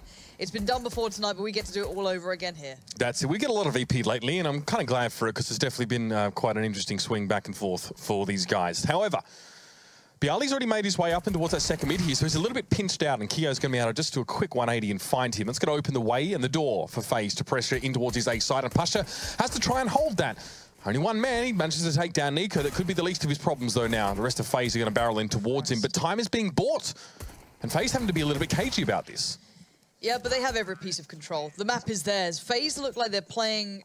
So, if you're FaZe, you don't play this like you want to play a normal game yet, right? You can still play that very aggressive, very fast, loose style. You know, the way you used to see your Fnatics, you know, that age-old phrase of you've got to make them respect you before you can actually play much of a game against them, right? You can't play whatever you theory crafted, so they're just kind of running around the map. And we're seeing it with FaZe in that round, at least in that pistol. They got the reins of it and they ran with it. Considering they've already played this once tonight before, during ECS, they've already probably got that in the back of their minds of what they can get away with. So if you're VP, you're already feeling a little bit down about it, right? And Rain hitting a couple of bangers. There goes the scout. That already goes out of Pasha's hands. He was playing from over towards Boiler side. Now Bialy and Neo are left with the big challenge of trying to lock down mid in any way, shape, or form. And Rain's going to claim another. It's Now, cursed. this is good for my fantasy team, is all I'm saying. All right, Lauren, thanks for that. I all right. had VP players in my team all season, and I realised a little bit too late. That's fine. You know, I've suffered for my fandom. That's the way it goes. Karrigan, though, going to get aggressive up mid, and he does find Bialy, who was just sitting off towards the side, and that is the A presence for VP utterly neutralised. Nico and Alu weren't really required to do anything crazy over at B, just hold position while the rest of FaZe dealt with that A players. So now, Snacks will rotate through. Taz is not too far behind him here. They should be able to call the rotate too. I'm pretty sure. Actually, no, Taz went kind of deep around CT, so maybe they didn't hear him stepping that far. But they know where they are. It could have sped up the process more than anything to try and get rid of these two players. But they're going to clear this out quite methodically. Meticulous. Exactly. Take the time on it. Make sure to get these guns away, just because they can. They know they can, and they're going to pinch them in. So Alu and Nico, I'm wondering how far they're going to go, because already Rain and Karrigan are backed away, so they know the T-Apps is clear. They know the T-Stairs is clear, and it leaves CT spawn. So now Taz is going to try and set up a little bit of a pinch here with Snacks, try and get maybe a gun away or two.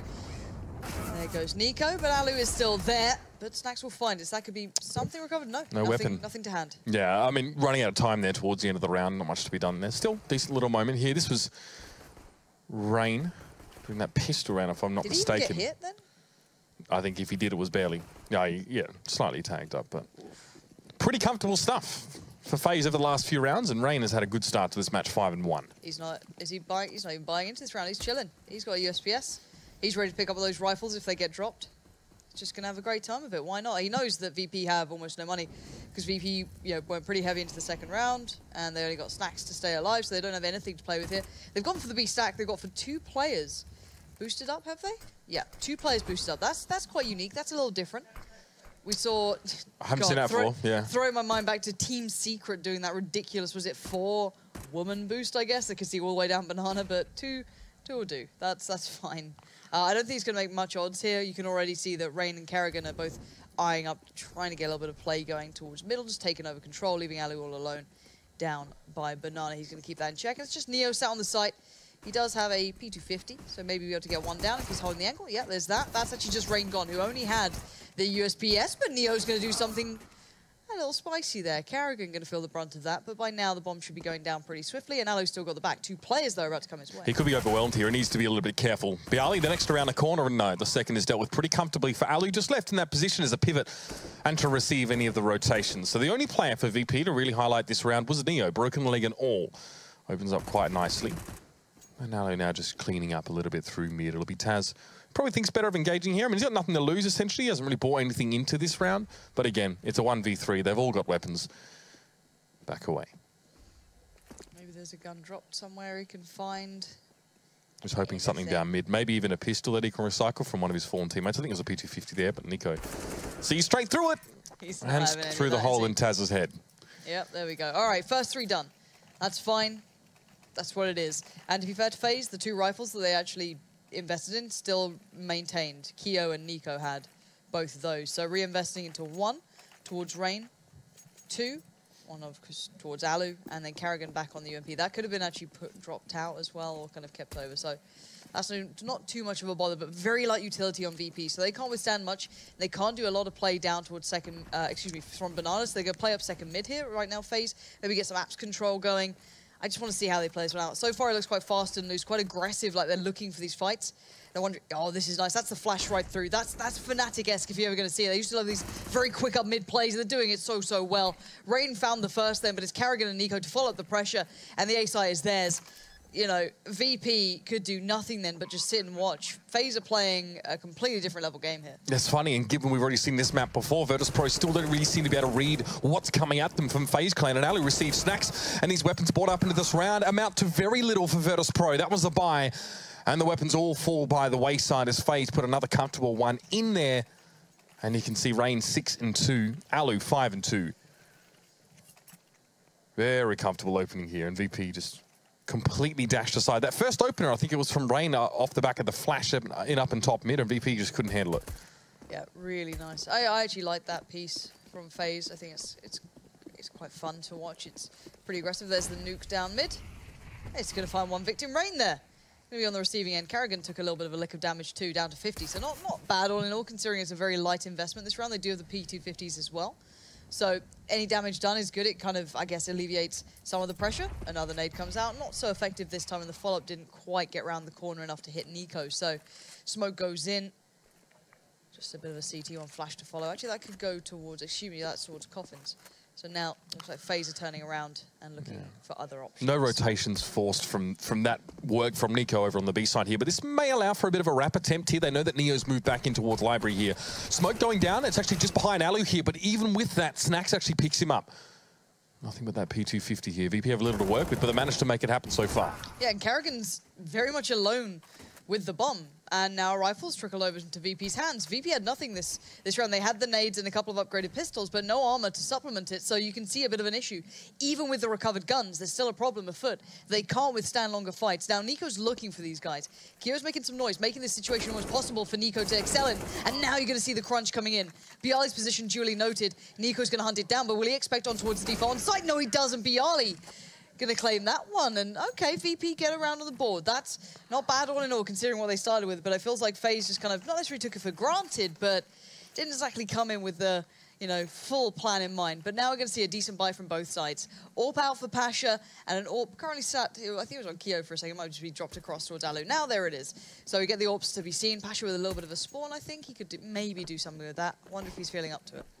A lot of value for VP in that previous round, considering what they brought into it, Lauren, but it works out. That's the main thing. Incendiary popped straight down mid, so Pasha receives no aggression head on, at least for now. But it's a 3-man on B for VP, just going for the early peek, early control. It's a deep smoke in Banana, off screen. That will give VP a little bit more peace of mind about the potential for this A hit, and Neo's going to rotate off the back of that info. It's interesting, Neo being the first rotate. Before, he was pretty much dedicated here. I think it was him and Snacks for quite some time, but now they're going to leave Taz, actually, all his lonesome. Snacks is even going to back away, so they're believing in this A hit, and they might be right to be feeling as such. You got there. Tough. Neo going to be boosting up, I can imagine. Pasha here above the smoke. Quite dangerous when Nico's so close by. If he hears this, it might be all over. And well, the pedestal's fallen, but Pasha still finds one. Through the smoke they go, but Snacks in support in the wings. But that was merely one kill found, and Pasha is still alive. A huge effort from Rain if he can pull it off, but Pasha quickly comes in. A very fast shot, and Bialy there just keeps it on lock, like he always does for VP, but a lot of action there pushing in towards that CTR. Just Pasha able to hold his own against 3 players. Even though he lost the player that was boosting him up, he managed to make a big impact in that round. I really do see that from him now. You know, Pasha playing that AWP. We've seen it passed around VP more than any other team. So far, it seems to be working out. VP get their second here. FaZe can still buy to a degree, though. It's going to be a Desert Eagle on a Tech 9 and good splash of utility in the mix. He's feeling aggressive, and that's not a good idea. Pasha needs to back away. You're seeing how FaZe kind of define their early control. Okay, you can't really do it down Banana as well, or you have to fight quite heavily for it, but you can see how they want to do it through apps. Now, Pasha adjusted, what a shot from Qore. 2 hours of sleep, doesn't matter. Qore, right on the money. Yeah, it's interesting, a lot of teams don't really push into this part of apartments on CT, and yet still FaZe are making sure it's mollied out. Maybe even anticipating some aggression from a bolstered VP after 2 rounds. And it will force Bialy to back over, and Snacks. So in theory, all of this has really, really worked out quite handily. Now, Snacks hasn't fully left. He's still here, and he still has utility, so he's still got the smoke there to buy a bit of time. That can work out well. Now they've reset the playing field here, FaZe. They've got 2 on each side, showing a bit of attention to both. Kerrigan going to molly out Quad. He's got the AWP now as well. So they recovered that one off of Pasha and dropped it out towards him. But I'm wondering where they take this. They're going to fall back towards B with the bomb. They still have the 2 players there. They could do a wrap through CT, I guess, but timing is going to be a factor pretty darn soon. Now, Kerrigan scoping in and out here. I'm not sure if Bialy can hear it. I'm not 100% sure. Snacks is making an early rotate. This could be quite dangerous here. He actually has the smoke for a re-smoke on top Banana. I don't know if he puts it down. He does. He just throws it down. But here at A, this is where the action's happening as well. VP don't know where FaZe are coming from, and Qore and Kerrigan combine nicely. Nico's in the mix through the smoke, but Taz will find him there, and it's enough for FaZe to say, no, we're going to leave that B side alone. But Snacks actually catches Qore as he tries to wrap through. But do they still think it's a B here? Yes. They still think it's a wrap through CT Arch. They did not expect him to go all the way back down Banana. Now they're going to realize it. They're like, oh, really? We have to play retake on this? But look at what they're left with, FaZe. 2 AWPs and a Deagle. It's a weird combo, but VP have nothing to play back in with. They don't have any flashes, smokes. So I think it's save time for them. It's so hard to play retakes, especially when you have no jump. You don't have any information. You have no, form of play back in to define any sort of angles, especially when you know there's AWP still up. So this is a very hard fought for round, and FaZe dragged him left, right, and center there. I find it really interesting, though, that Snacks meets a player in CT who's obviously wrapped through A, when there's no VP players left at A and has assumed, oh, I need to go back to B. I need to sort of bolster this out there. So interesting that he didn't go sort of straight to A. And whether it would have made a difference ultimately or not remains to be seen. They may have just been looking just to team up with Taz and realised that the save was imminent. Regardless, another round comes up for FaZe and VP clutch onto these weapons. Rain's looking to remove it. He won't find his quarry, and that will be VP now with a couple guns still to bring into this round. All right, double up T side. Let's see how they run this one. It's not, you know, obviously they recovered the AWP off of Pasha, so it's not like they invested it in themselves. Save a bit of money. It's tough to use. It really is quite tough to find a place You've for got two of them. But Karrigan, Nico, and Aliu on this team. Someone is going to be able to put that to use somehow. But it was in Nico's hands for a while, but it seems to have been tipped over towards Karrigan. So maybe he's feeling it. Maybe he's got something to play, you know, an idea of how he wants to play it out on this. I'm wondering how they utilize two AWPs, though. If there is actually a plan in mind as to how they want to put them into place, but we'll see. Always kind of force you into a little bit more of a ponderous early round when you're playing with those double AWPs. Generally, the idea is you try and play for picks, but this is not a map that's hard to do on. Even some of the great AWPers, you know, of the past or of the current era sort of got rid of the AWP on this map. Guardian even, you know, opted to go for the AK back on previous iterations of Inferno. So it's not easy to make it work.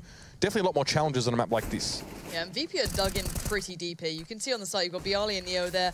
Pasha playing right at the back of CT Arch by Library. He's going to be sitting super passive. So, you know, if you are an AWPer, you have to commit to these angles. You've got to really work to find any of these picks. They're leaving Alu on his own to work up Banana. He's got some, you know, relatively decent control, and now FaZe are doing the same.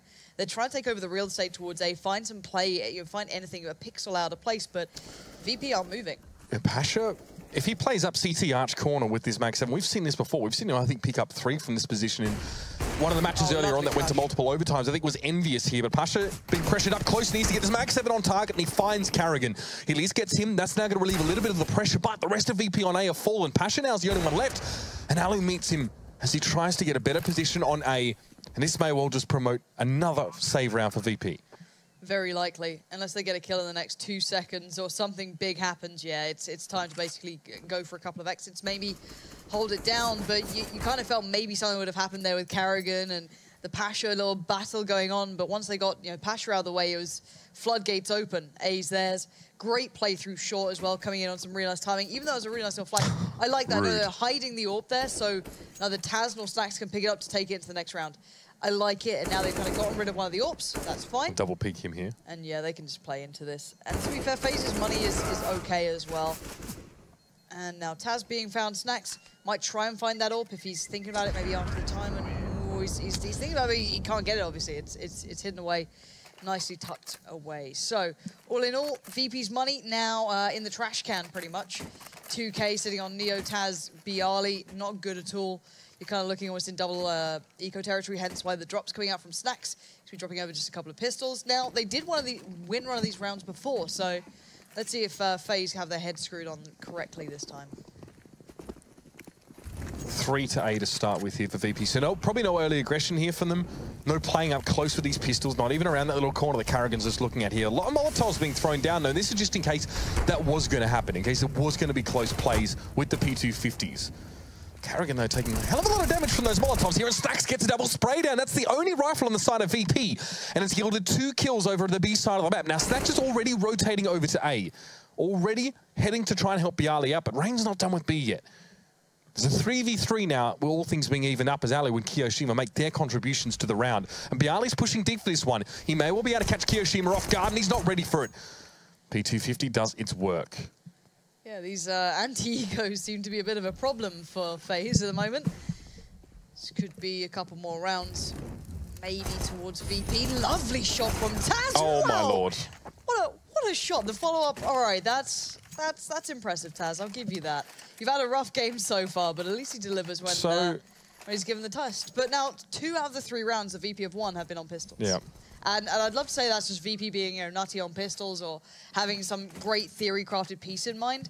You've got to feel maybe FaZe's approach just isn't as, you know, robust, or maybe they play a little differently, or they play it just not quite up to the standard they need to. So you've got to feel that maybe that's the hindrance rather than his VP excelling. Karrigan played into that engagement at the top of Banana with 50 HP before the fight started. He took a lot of damage from whether it was Molotovs or thrown grenades or whatever it was. A little bit messy from him.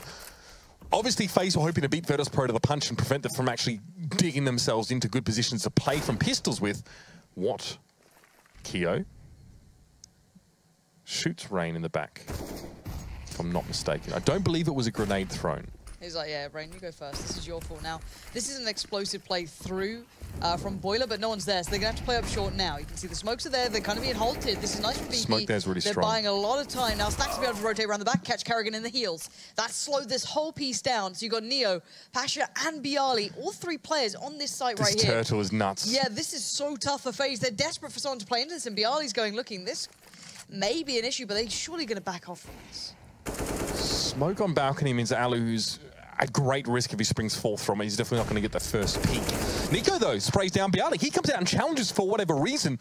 And FaZe have a couple of flashes to work this site with. If they figure out the VP is sort of set up here, they can blitz them, but they're running out of players. Nico falls. Yeah, Snacks is going around the back right now, so timing is of the essence. Alu is going to find Pasha, but still, slowly but surely, creeping around the back lines is Snacks, and you can see Kyo's broken through as well. Now he's going to find Alu, but 26 seconds left, and Kyo's on 21 HP. Just about gets the bomb to the site. Now I think that's what he's hoping for here. As well. Snacks on the edge of the smoke. Taz as well, deep round towards CT Arch, wrapping around two. So Kyo gonna have to just pick one angle and risk a bit of something on this one. Now they have no utilities to play back in with, no flashes, no nothing. They got to go in on this one as they are, and a bit of a tag comes through. Taz doesn't have armor either, but here we go. Sprays down one. I almost believe the second could follow, but Taz will get the job done. Maybe gonna have to look for the AWP later, but Taz doesn't have armor, and that confuses me. No, definitely would have been fairly vulnerable as well to any sort of spray down, but managed to win out that fight regardless. Didn't buy in that last round, I guess, for whatever reason. Still, though, better performance from him in this particular game. And VP recover well. They play three players. They're pretty much sat on top of each other at the site, but really Snacks was very, very big. His early rotation towards that A site to catch the FaZe player before he could wrap properly really made it hard for FaZe. They had to push through from one direction, essentially, and they were smoking their way. Nade down mid for Pasha, as per the usual. 3 Tech 9s here for FaZe in this round. And already Reigns wanted to try and head into apartments, but an early Molotov there just slows him up. What goes around comes around, I guess. They used to just kind of lather the floor in mollies, so being reminded, he also has to suffer for this. There's a smoke towards CT Arch. It's a nice little line up there. And basically at this point, FaZe, you're hoping for those closer quarter battles, but we know that VP are playing very deep on these sites. They're not willing to make challenges. Look at Snacks' angle right now. He's literally sat as far back in CT Arch as possible. Kind of just waiting to see if maybe Taz needs help, but Neo going to fall to site, Bialy deep towards pit, and Pasha in library. FaZe finding it hard to find fights here. But we saw what could happen before. We saw it in the video Chad actually showed on the first matchup that obviously wasn't on Inferno, but so you can make these fights come to you here. So Kyo could be setting up a couple of flashes. And here we go, game time. Pasha now can't be too secure from CT Arch. He's going to pull himself in towards the side, and this is a pinch towards B. Snacks is going to play into this if they're not careful, and there it is. Kyo just bulldozes through him, and now it's Taz all alone at B. Support's en route. It's Neo, Bialy, and Pasha. Karrigan's lurking them. Kyo. But still, Taz is going to spot one, but they're going to play this one out smart. Neo's been found, and now, oh, Taz, what is going on? Falls off, allows the kill to happen, and now FaZe at the upper hand and the bomb site. Yeah, I mean, FaZe almost messed themselves up there. Kyo went back to check for the rotators and immediately went down on the gunfight. And you can see how quickly VP are responding to this. They've already got themselves very close up towards construction. But Karrigan's in a position to unravel a lot of this. You see Bialy and Neo now both have to challenge him, but it's one at a time. Or just the one in that case. This may all be traded out, but VP are already in deep trouble. It's going to be the Tech 9 to come through. 2 for Karrigan. That'll be enough. That's the Badger, as they say. And just the AWP for Pasha to hold in this round. That's going to be it. But FaZe, unlikely they're going to allow him to hold on to this. Time is short. But they have a little bit of information about where Pasha is positioned. Rain will look to try and challenge this one out. Oh, Pasha misses the shot, couldn't keep himself alive, and regardless, there were players coming up from behind him anyway. No AWP kept for Virtus.pro, and money is looking less than ideal. Yeah, that's been shattered now. If I'm not mistaken, I think Mouse won their game 2-0. So they're actually in a really good spot to qualify for this tournament coming up. They're still definitely winning out. In contention, yeah. And that was a dangerous game. Hellraisers looking very, very good as of late. Yeah, it's been a bit scary coming up against them. It feels like they are going from strength to strength. So at the moment, Virtus.pro surrounded by rather dangerous teams. Of course, mousesports weren't exactly a big threat for them, but it does mean that I guess the opponents are now kind of within the same range of them. Yeah, they feel better knowing the Hellraisers lose 2 and they're still sitting towards the bottom of the ladder here. Kyo, big opening there, very early, nice work there with the Mac 10, just peek around the corner. Wants a bit more money, but Karrigan's going to take that from him. They're going to have to share it. Molotov in the corner. Pasha's just completely backed off of this, and this leaves A open. So VP have the option to go for a very late retake, but Nico holding this position, this could be really nasty, Lauren. Oh, it's not good, but Taz plays the other angle around the car and finds Nico at least. Gets himself a gun. Oh, he's got an AK. I guess that's something. You can see FaZe want that back. They're not having any of this. Kyo's off. Oh, that snap!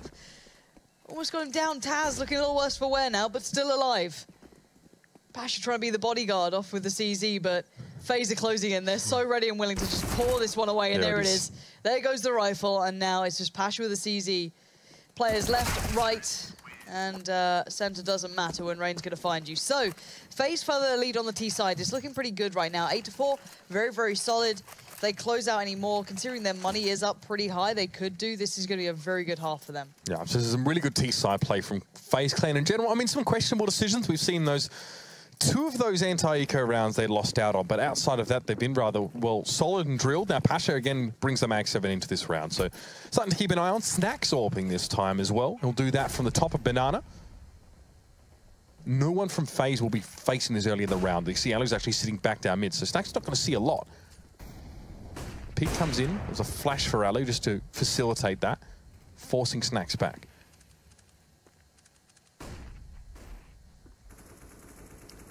Very close hold for Bialy here.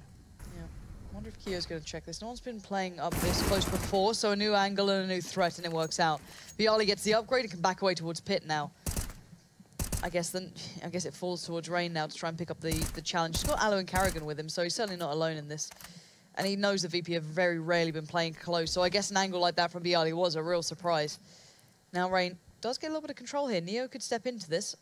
He's playing the very close angle by the bike on the left side. Pasha comes into his own towards CTH, but outstays his welcome, re-peeks into it, and that's an angle that's already being held. But now Nico's broken through by B, but the bomb's in the wrong place, and he is very much alone. He's got the AWP and maybe a Dream. Yeah. Oh, he's going to hide it out. Nicely VP done. have found the bomb as well. So they know the deal. Despite Nico's best efforts in this round, he did manage to get himself a 1 kill. It's all for naught here. FaZe will have to settle for 8 for the moment. Still a couple rounds and a half. 2 more after this one, of course. Nico fancies going for something here. I mean, reasonable. FaZe have the money to make something happen. And there's 20 seconds left in the round, so if he can get the bomb and sneak out, oh, this would be juicy. But no, he's caught up on some roses. The thorns perhaps keeping him in place, and Bialy captures him just before he can get around the corner. That could have been the great escape. Or just really badly clipped maps by CSGO developers. Do you think? I don't know. Personally, I've never had experience that on that corner. You do, obviously, like getting hit, like just wrecks your movement anyway, right? So it's like you're caught in a molly, but then you take some damage, like from someone shooting through smoke or something. You're like, well, I'm going to get 100 to 0. I'm sorry, Mitch. Got to cut you off here. We've got mid-aggression and the Kraken being unleashed. It's everything I've dreamed of, Mitch. This is it, and that was awful. But you all missed it, you know? Because the observers wanted to see the kills and not the fun. All right? Fun police. They can't be synonymous? Not with Rush observing. Pat would be all over it. Oh, Rain, that's what I'm after. No more to follow, though. And Karrigan living up to that FaZe Clan tag by just jumping around trying to get those shots to go. Just wants to get that. Missing his jetpack. Oh, don't do it. Don't discuss jetpacks to me. You know, they're doing the whole World War II thing. You know, Call of Duty's coming back to its roots. They're still going to find a way to throw a ball across the map, though.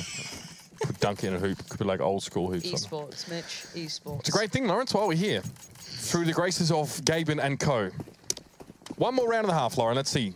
This is better for Virtus.pro. I think they achieved 7 rounds in total last time earlier tonight. They played against FaZe on this particular map. So improvement, perhaps. Whether or not it'll be enough is the real question here, but it's a good opening for Pasha. He finds Kiyoshima. This is FaZe just spending the rest of their money to invest in a couple of pistols here. Snacks meets a grisly end, but it's all fine. Taz gets himself 3 in that case to end it off rather close into the half, Lauren. Yeah, VP definitely brought it back. They looked slightly more alive. A couple of weird rounds, though, from FaZe. You think if they were able to keep hold of the rounds where they actually had weapons against VP with just mere pistols, that could be a different story, who knows. Opened up a window of opportunity, and VP certainly took it. Half-time, 1 round in it. We'll be back as FaZe Clan move to the CT side, and VP try to show if they've got any teeth left after all these years.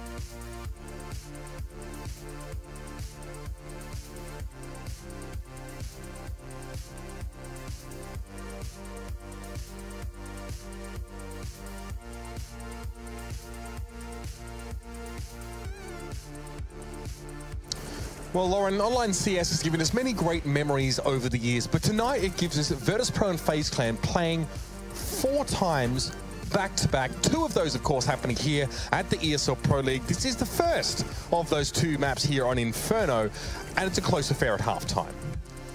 Yeah, it feels like FaZe let a couple of moments slip from their hands, and I'm not talking about the gun rounds where they may have made a couple of mistakes individually. You know, beyond that, let's look at the rounds that they lost initially. Those are the ones come back and haunt you, and the scoreline is definitely a little bit closer than it could have been. I feel that FaZe came in with a winning mentality and walked out with a far closer game than expected. So we'll see if they can stop this before it spirals into something that it shouldn't be. They've literally played this same matchup merely maybe a couple of hours ago, if that. If that. So you've got to feel that not that much can change in that amount of time, apart from the mentality you're coming in with, even if that makes a small difference. So for FaZe, it should be time to deny this. For VP, maybe they're feeling a little bit more warmed up, a little bit more annoyed after that first game, and maybe up their quality of gameplay too. So there's something to be said about both sides, but for me, Pasha's AWPing was certainly something to keep our eyes on. That looked pretty good, but then again, coming to the T side now, you know, it's hard to see a showcase of that. Even for AWPers who maybe aren't just going through those up and downs in performance. We didn't see Alu having absolute blistering rounds with it. Certainly had a couple of moments, sure, but still, overall, we'll see what FaZe can do once they get started on this CT side.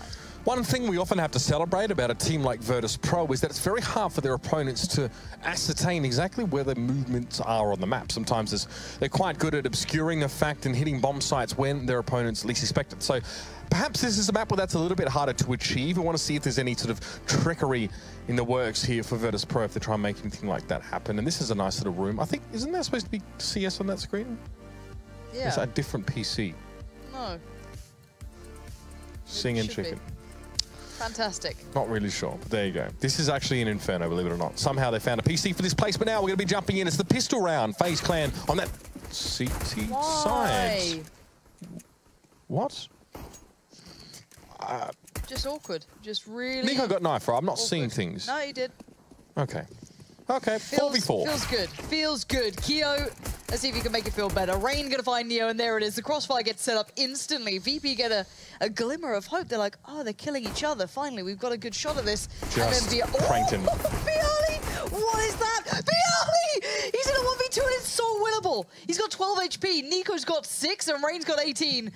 I wouldn't put it past him. Oh, get out! Get out, Bialy! Let's go! 4 massive kills for Bialy. What a beast of a play. I don't think I've ever seen a more bizarre round in all my years of watching Counter-Strike. Oh, let's just watch that again. Please give us a replay of that. I just want to see it again. We'll get one queued up, I'm sure, at the end of the round. I don't want to see third person. I need to just all right, we'll get back to that one. Anyway, and we'll talk about it then, perhaps. We'll try and jump into the next round here. But what is there really to say? FaZe, Dunn just got absolutely smashed. Bialy providing one of those mercurial performances that he does tend to pull out every now and then, but Rain quickly trying to put a stop to the party. Taz is felled by a headshot before he even gets to top mid, and Rain wants more. And Bialy's feeling a little bit, you know, warmed up now. He's kind of feeling it a bit. See if you can find any more. That's just obscene, isn't it? Rain. Deagles, what is this game? What is going on, Mitch? Why is this ridiculous? Why are these shots actually landing? Snacks, please keep it together for me. All right, you've got a UMP. I guess there's only so much I can really ask for with you in this gun because it should, in theory, be everything. Even that AK sitting on Carrigan, of course. Why not 2 kills? Where's the bomb? Okay, it's safely in the just very, you know, trustworthy hands of Carrigan. He's got armor. And he has an AK. The lack of helmet might be concerning against a weapon like the UMP. Regardless, Snack's going to try and challenge it out. And FaZe put a stop and put an end to one of the most bizarre rounds I've seen after the one prior. This, though, was byali earlier on. Fully flashed. The first one is fully... There it is. Literally, nah, see you later, Alu. Nah, that's all right. Oh, just cheeky 180. And then in a winnable 1v2, just... Never seen that before.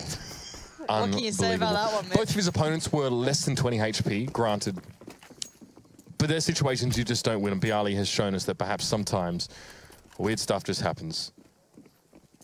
I don't know what It's 9 to 8. anymore. It's one rounded. I mean, Rain there as well. We can't really count out his beautiful little 3-piece in the prior round. That was, again, the stuff of legends. These guys are really starting to produce some interesting moments for us here. I really can't put it down to overly cerebral play or, you know, excellent preparation, Lauren. It's just wacky. But let's collect ourselves here. Virtus.pro now, losing the anti-eco. Forced down to pistols. Still want to play quite aggressively up top of mid, though. Only half a Snacks. Takes a lot of wallbang from the other side there. That was Alu just spamming into that room. He, for the moment, is quite untouched. Let's see if they can play in anything here. Alu working off the back. Rain gets a lot of damage there, though. Maybe not expecting so much. You have to be a little bit more cautious. byali gets up close and personal. And Rain falls back. 6 HP, though, isn't much to work with. It makes the Tech9 feel even more deadly. And now byali and Pasha are going to pull themselves together and try and play as that deadly duo they can be. There's still Rain on the site. Quite like the positioning, considering his HP, going to make them commit towards the angle, but can't do much with it, but it will buy time for a bit of the play going around. Yeah, now it's byali left in the 1v1 up against Nico. I hate this from Nico.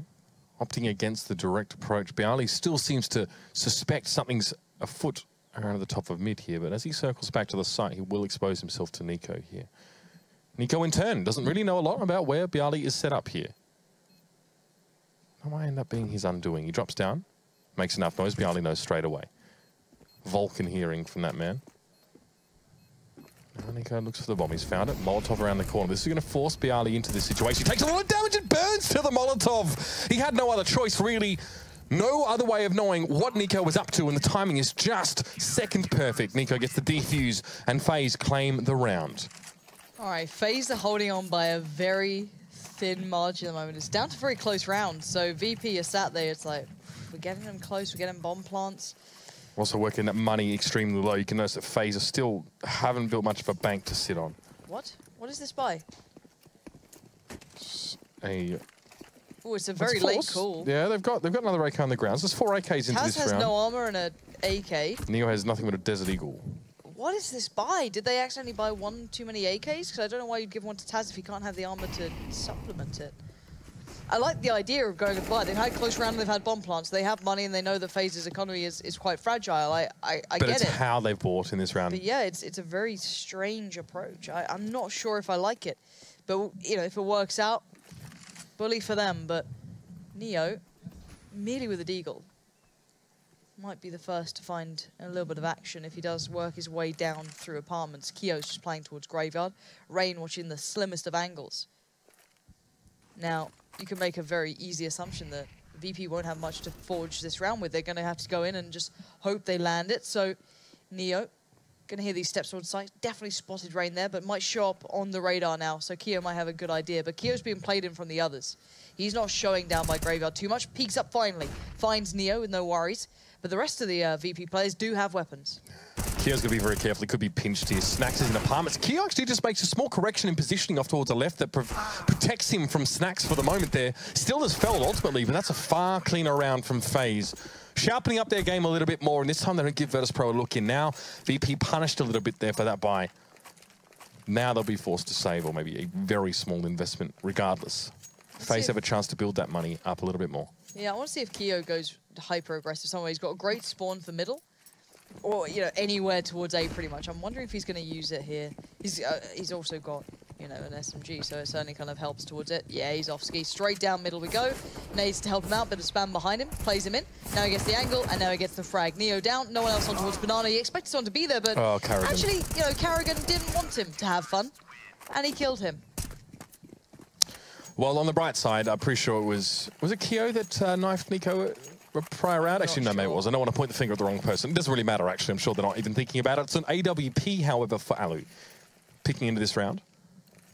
Qore's had a comparatively good game, considering that he's been definitely burning the midnight oil, as he would have put it. It's 5 AKs at least here for Virtus.pro. So they buy up, they got everything they need. And they only had to really sit out for 1 round after making a relatively risky force. So that's that loss bonus. That's also the fact that they're getting bomb plants, pressuring FaZe. Deep banana control for FaZe early in the round. They know VP aren't set up there. And this is the spot that I really like from Qore. He plays this so often. Kind of, not, I wouldn't say necessarily known rain. Very sharp. So sharp. As said, Viali's going to find the line of sight towards him, but Qore now has to commit to one of the two. He's going to choose balcony, he chooses rightly so. Bomb now drops, he knows what's up. He knows that Pasha's the last alive, he's going to see him. Now Pasha goes for a run through the smoke, and it's not advisable when Karrigan's on the other side. And by this point, you look at the scoreline, and suddenly it's just kind of spiraled, hasn't it? They went through that kind of rocky back and forth. VP could have broken in, and now it's 13-8. It all smoothed out towards FaZe's control in hands. They've got a nice buffer of money sitting behind them, 8k up on 2 players, and a fair amount towards the others too. So now VP's money, you know, scraping it together. You've got a Galil coming out for Neo, so this is not how you want to see this game end, but it's very close to being towards those final, I guess, hurdles here. VP have been quite happy to force for most of these rounds, and Nally there is clinical. Like a surgeon's scalpel, it's Taz to jump across, and no opportunity for Pasha to trade or get any sort of refrag situation set up. Snacked. That's a very quick little peek there inside apartments. Goes forward now, but he's on top of the Molotov there, and he's eventually going to have to fall. But damage is being done elsewhere across the map. 1 down in Banana. Nico's still there. FaZe have a tenuous hold on this map, but Qore's in a very compromising position at top of mid in smoke right now. Bialy has free reign of that A site, and he's coming close. Not much Qore can really do about this at all. Gets through the smoke. Bialy must have just spotted him, maybe even radar, regardless. Qore was unfortunate not to get away with that. No. Nico, what are you going to do here? Trigger discipline's sometimes not your best friend. I believe he saw Pasha. I believe he was waiting on that shot. Yeah, that was weird. That was really timed. Thank you, observers. That is the replay we always wanted. Yep. Nice.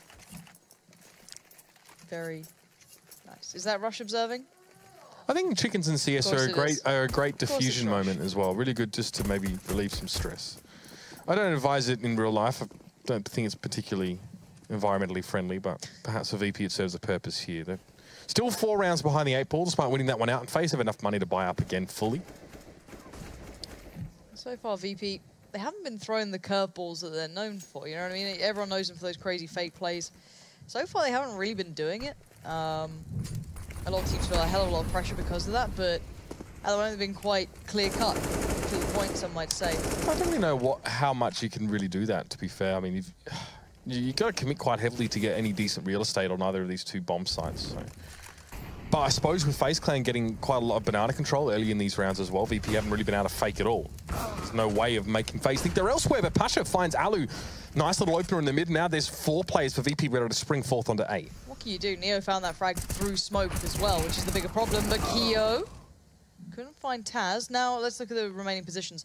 Bomb's still down in second mid, so I'm not sure if they've heard Rain go for this. Now Karrigan actually might find some interesting information here. If he makes it down to the bottom of mid, they will have to come back towards this. Karrigan won't know this, of course.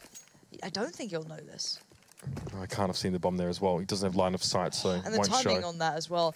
If he'd gone all the way around just a little bit quicker towards second mid, he might have seen one of the 2 players going that way. But now he's going to realize, oh, maybe they didn't have the bomb, maybe they're going somewhere weird, you know, something went wrong. Force the save here, But really. yeah, he is going to save. But you could have thought, oh, if only the time was a little bit different, he could have maybe worked something out from that. But it is what it is. 2 of those kills were quite weird, actually. Neo's kill towards Banana was through smoke, and then you saw the play out then between, I think it was Alu and Pasha. It was kind of through the Molotov fire and flames, which is always quite hard to play into. So, again, just the incandescence of the effect actually makes it quite annoying for an AWPer, especially to play above it. Yeah. We're going to have Karrigan here to spend some time. Watch the fan go by, and Virtus.pro get themselves another round. It was a tenuous hold they had on this match. Now, the only potential concern for VP is that loss bonus is gone. So, FaZe to bring something into the next round, possibly some sort of force, some sort of pistol play. Perhaps not so advisable at this stage of the game, but they can do it. There's money on Qore and Karrigan to supply. Nico as well has a bit of cash. So Alu brought down to 0 last round because he wanted the AWP for a 2nd time running. That's why he's poor. But he might have it yet again because Nico's brought it up for him. Nico's been dropped. Whoa. Okay. That's Ooh, a big investment considering your economy is where it's at. Yeah, they had a really shaky economy. Rain's going to suffer for it, but they've got 2 AWPs up, so no pressure, guys. You've left Rain pretty much muted this round. You guys better be ready to deliver. NiKo, it's on you. 2 players in front. He's going to see these tiny little bits of a human being just in front of him. There's 3 players there. He takes the fight and he doesn't win it. Neo is right on point. Karrigan tried to pick up the slack, but there's only so much you can do, and now B is theirs. That's like an auto-save in some cases like this. Okay, very risky. Of course, you saw that NiKo was committed to that with the Molotov thrown off towards his left side. He was trapped behind the car, and I think the wall bang as well through the wooden piece put some pressure on him then. Allo tries to interact here. Now, that's an AWP drop with Allo being felled there. So yeah, Qore knows he needs to go and recover that. Now, the problem is that Rain now has to go and get the rifle. Yeah. So you could have made that easier for me. Yeah, that was a little bit convoluted of a process, but regardless, the final 2 FaZe Clan players have weapons. Qore has to be careful. Not an AWPer. We've got the tag. And Slacks is going to join in the hunt as well. He's going to send off Rain to his grave. Timing. And Qore, no, that is a rough one. And Rain's going to at least find that. Could maybe get the AWP back as well if he feels like it, or he might just say, sod that. I'm just going to sit here on site. You made your own mistakes. We had 2 AWPs and you lost them both. I only had a deagle. I've had to stay alive now. So the scoreline does get closer. VP, claw one back. That early aggression from NiKo going nowhere then. No. With the commitment of players that Virtus.pro had towards a banana there as well, it caught FaZe off guard because the last 2 rounds, they've been playing 2 players at the top of banana at the start of the round, and they've been throwing a deep smoke. So FaZe Clan, for the most part, have been going through the motions, assuming there's been a minimal amount of resistance in that part of the map, and then Virtus.pro put 4 players there. Both FaZe players were so committed to being in banana that they were taken down. It was an automatic bomb plant. So now they play 3 here. They've got 1 rifle in the game still. That's on Rain, who's going to play back towards A and be a rotator. So it's a lighter presence on A in general for FaZe in this round. It might just pay off here. Karrigan rotates early, though. I'm not sure about this at all. No. We're going to have to pray for some NiKo sort of god tier level if you want this round to work out for FaZe, because... okay. I guess if you say his name, he might just appear now. Karrigan's found room to work as well. 2 kills come in. What is going on here? How has FaZe managed to pull this back? How is Karrigan doing this? But Pasha, he's still fighting the good fight for VP. He's got 3, but the 4th is too far.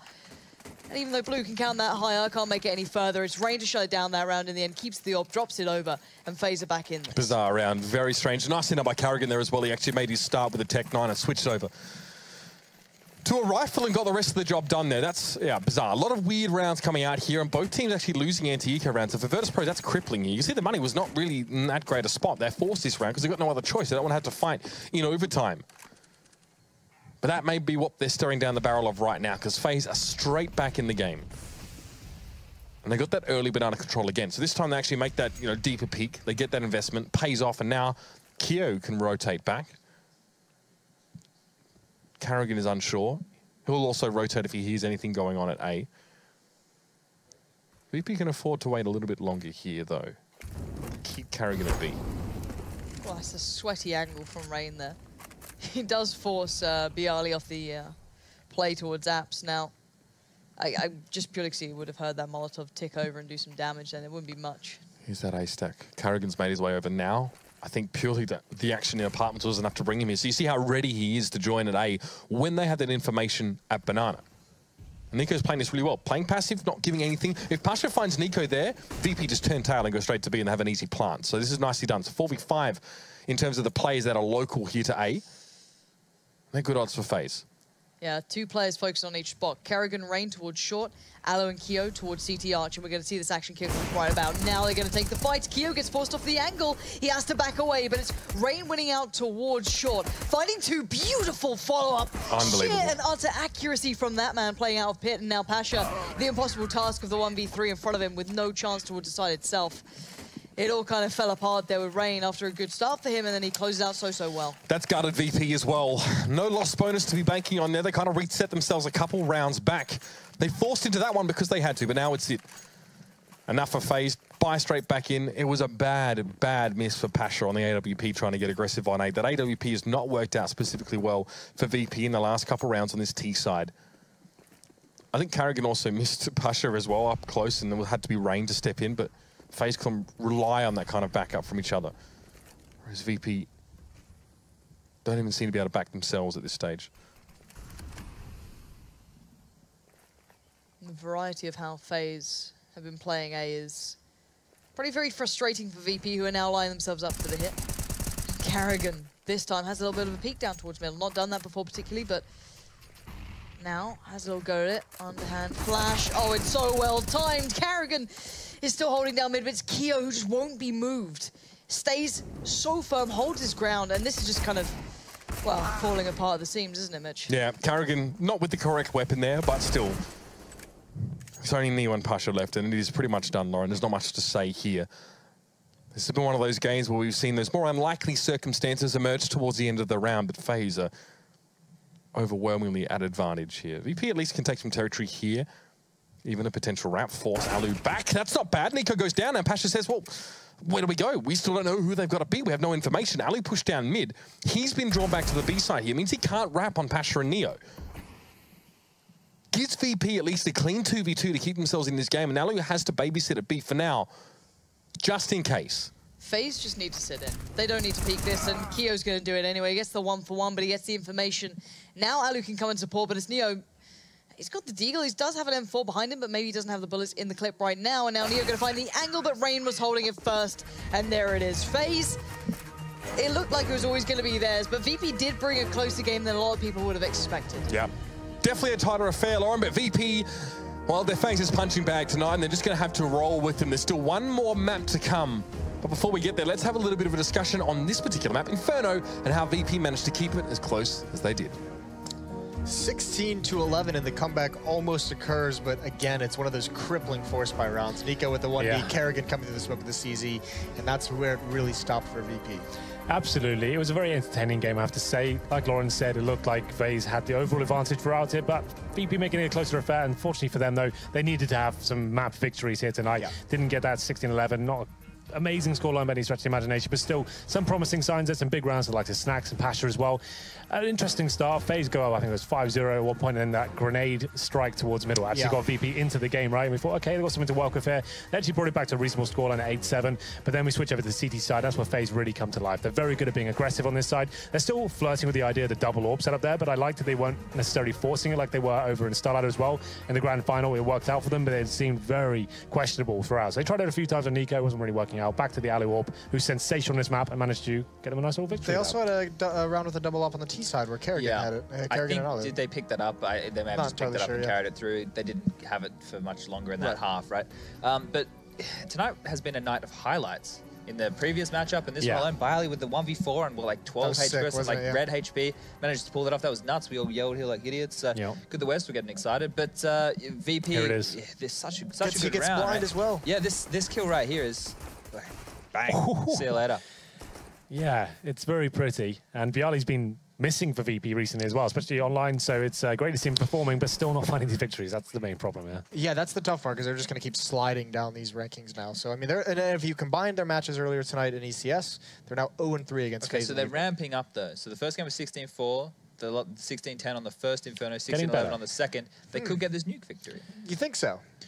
I like to be positive. I always want to see VP do well. At what point do they get to 16? That's the scary part. Yeah, these are the updated standings now. VP's still down there in 12, so they're still in relegation. And now mousesports, I mean, they find themselves in first place, so that must be nice. I dropped the ball here on the B stream update.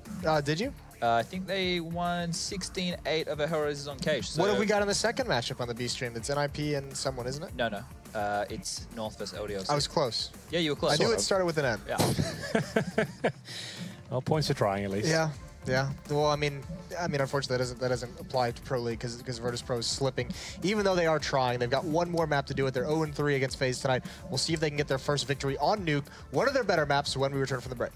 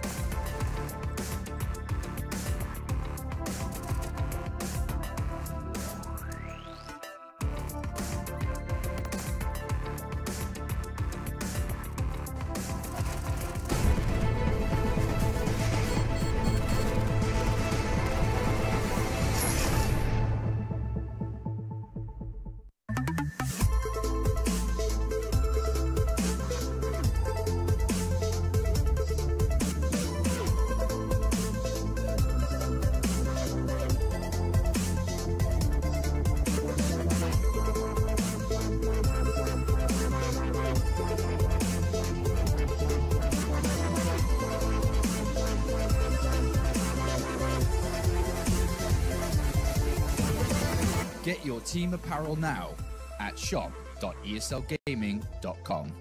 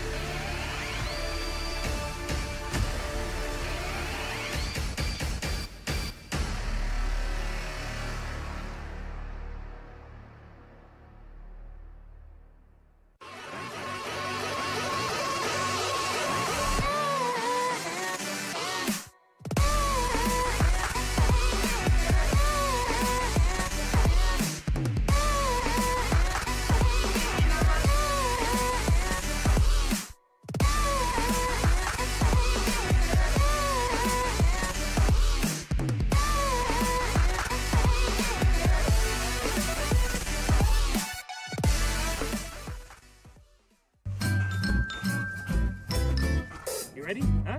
Hey, easy boy, huh? You ready? Huh?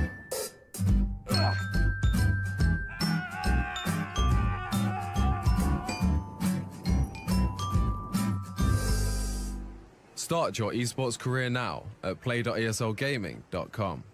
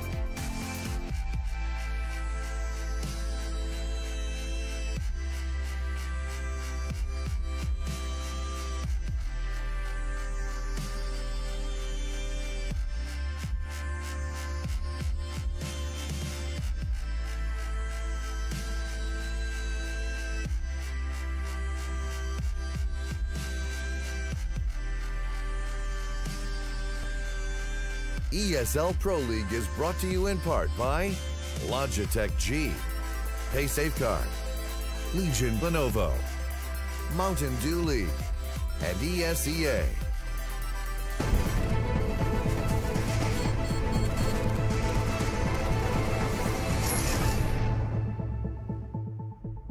Welcome back to the Pro League, the ESL Pro League. One last map tonight, Virtus.pro taking on FaZe.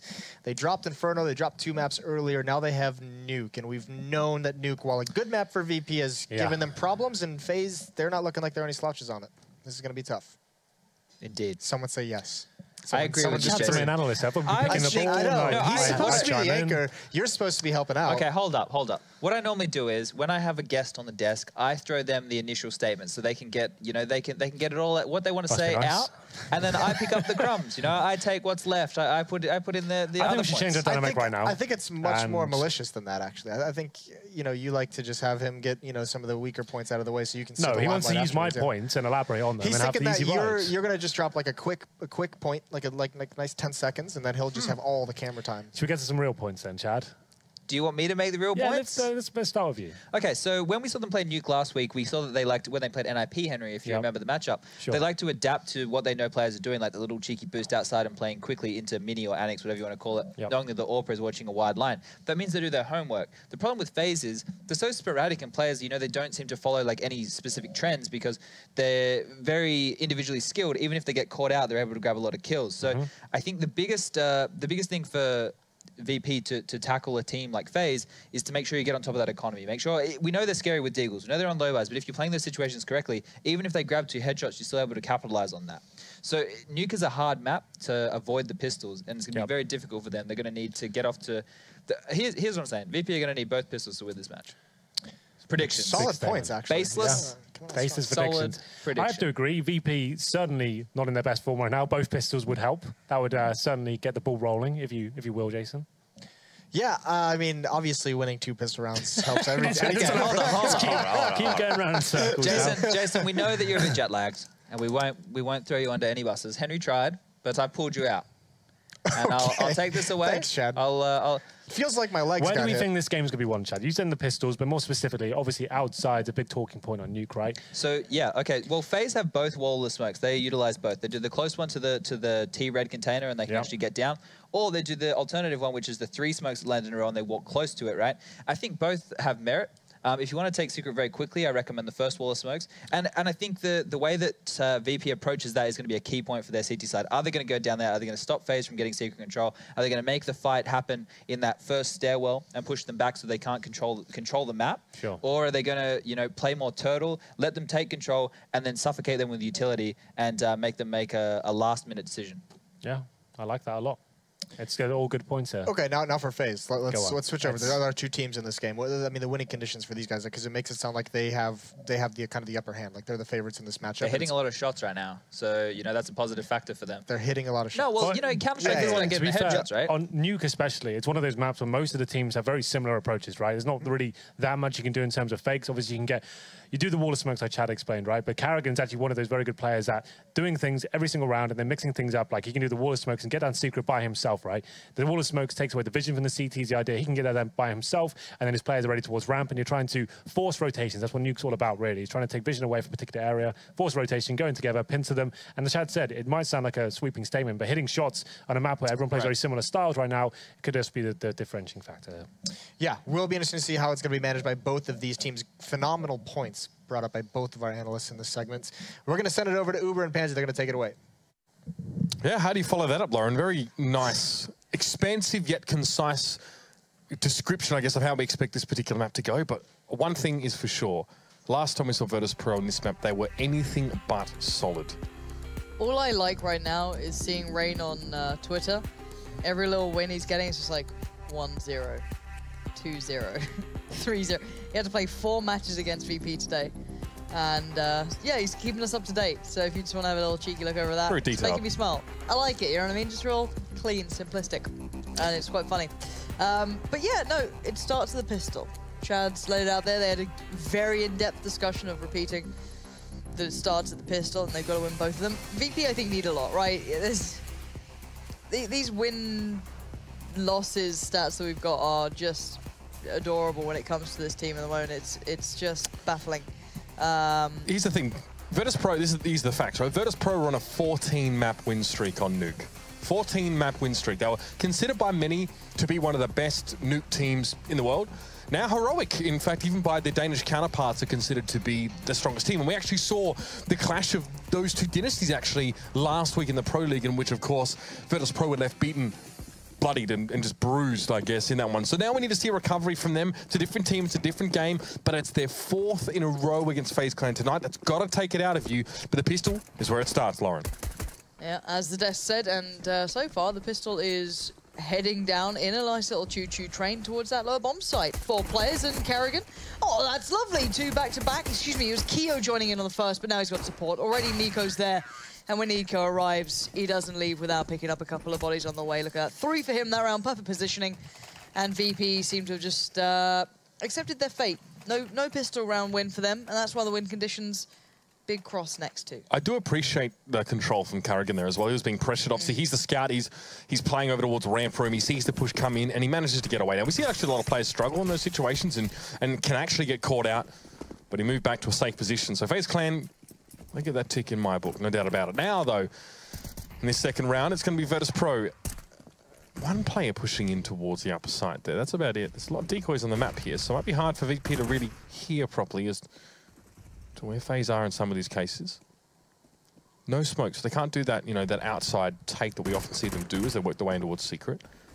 Well, I guess the Deagles do hold up against UMPs at range, so there could be something to be seen here, but Rain's just saying, well, if that doesn't work, if my UMP won't handle it, I've got this USP, so it's quite remarkable how often we've seen him switch to that USP, even in gun round situations, and actually come out on top. There's Nico, I think, or is this Keo? This has got to be Nico, right? Yeah, this is definitely Nico coming back in. And the final one, I think he closes out on as well. Absolutely lovely aim. Good discipline there from the Bosnian. No one on Virtus.pro able to get a kill yet, or a bomb plant as well, which is also a concerning side, considering how quickly they try to rush in towards the lower site in that first round. So not a lot of money flowing for them. This third round will also go by without them really making significant investments, or being able to, for that matter. Neo tries to make something happen there off the rafters. Nico's going to receive here on Annex, and this is looking like a farm fest so far for FaZe. Bomb plant. Maybe.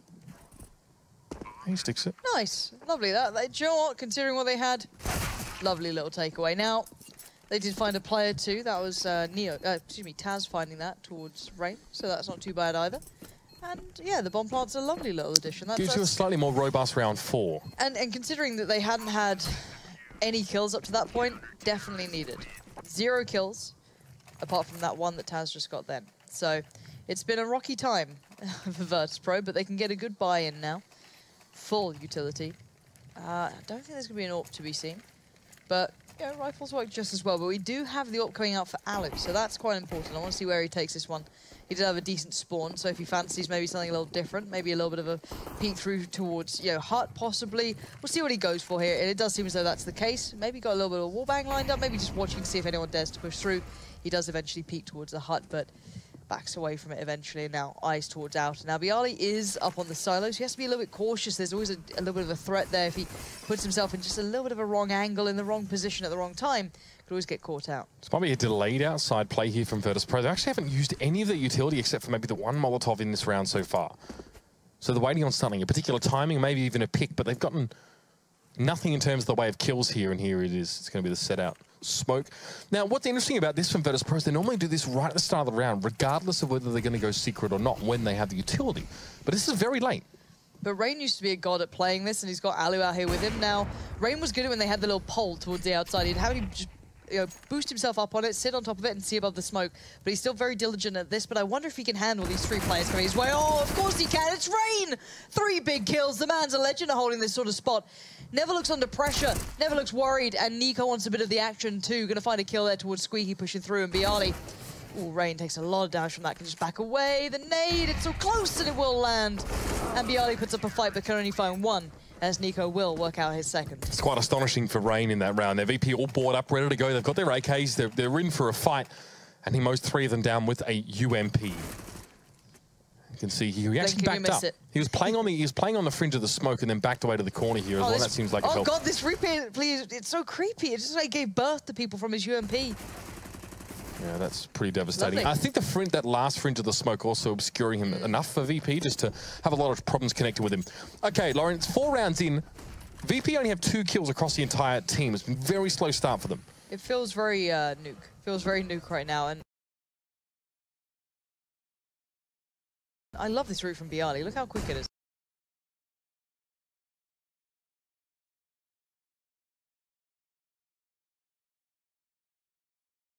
And Nico is waiting for them.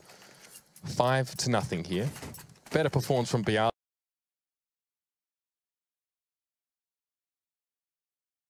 But you'll notice that Neo, Snacks, and Pasha are all yet to achieve kills. That may change this round. It's an AWP being brought up for the aforementioned Pasha.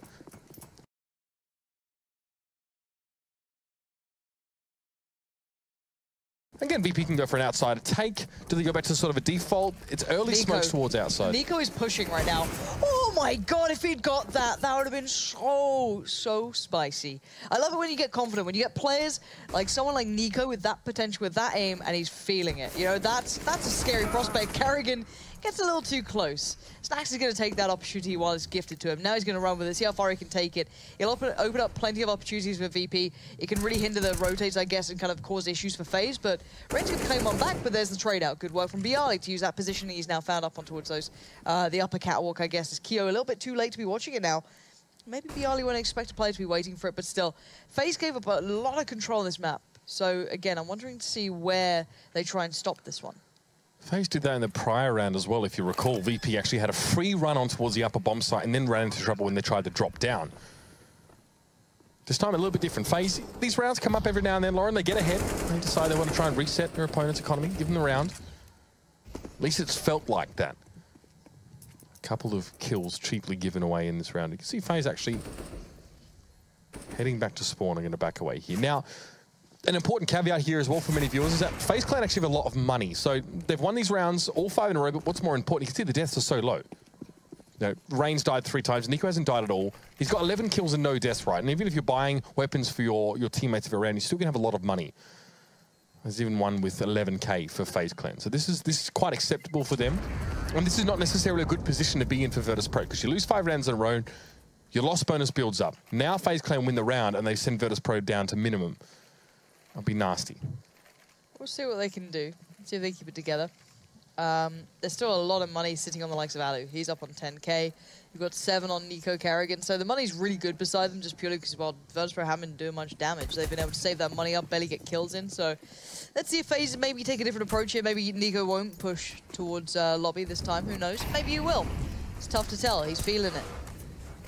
Another moment, a quick play towards outer. Rain this time unable to hinder it. So they're really going to get down towards secret. You're going to have to see what FaZe do as their rotate plan.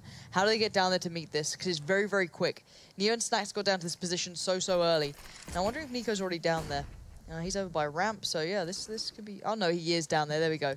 Very quick rotate from Nico, who's normally going to be playing towards the vents or, you know, maybe around that marker, but as soon as they lost control over towards secret, he plays towards it now. He's looking for an angle under the smoke. So slim. Doesn't hear anything either, but then there's a chance they can go decon. So I'm wondering if anyone else is going to be there to help him out, or he's just going to have to play off how he feels it. If, you know, if he hears a door open, if he hears, you know, the vent break. Oh, it's already broken. This could be problematic, actually. How's he going to tell if anyone's down here? He's going to be calling out for help soon enough. A lot of real estate again. 3rd round in a row, the Virtus.pro have been able to take with minimal bloodshed. And that's what happens. VP had a lot of control of the site, and Nico, a multitude of angles he needed to cover. Not possible for just one man, even if it isn't him. But the thing is, the bomb's still with Bialy, so if they're able to spot that out or control that at any singular point, that could become a very different game here. But VP are, you know, behind enemy lines. They're just in angles that FaZe just don't expect. They kind of hinder every single rotate that they wanted to get. And this is just, so far, is just really good CS.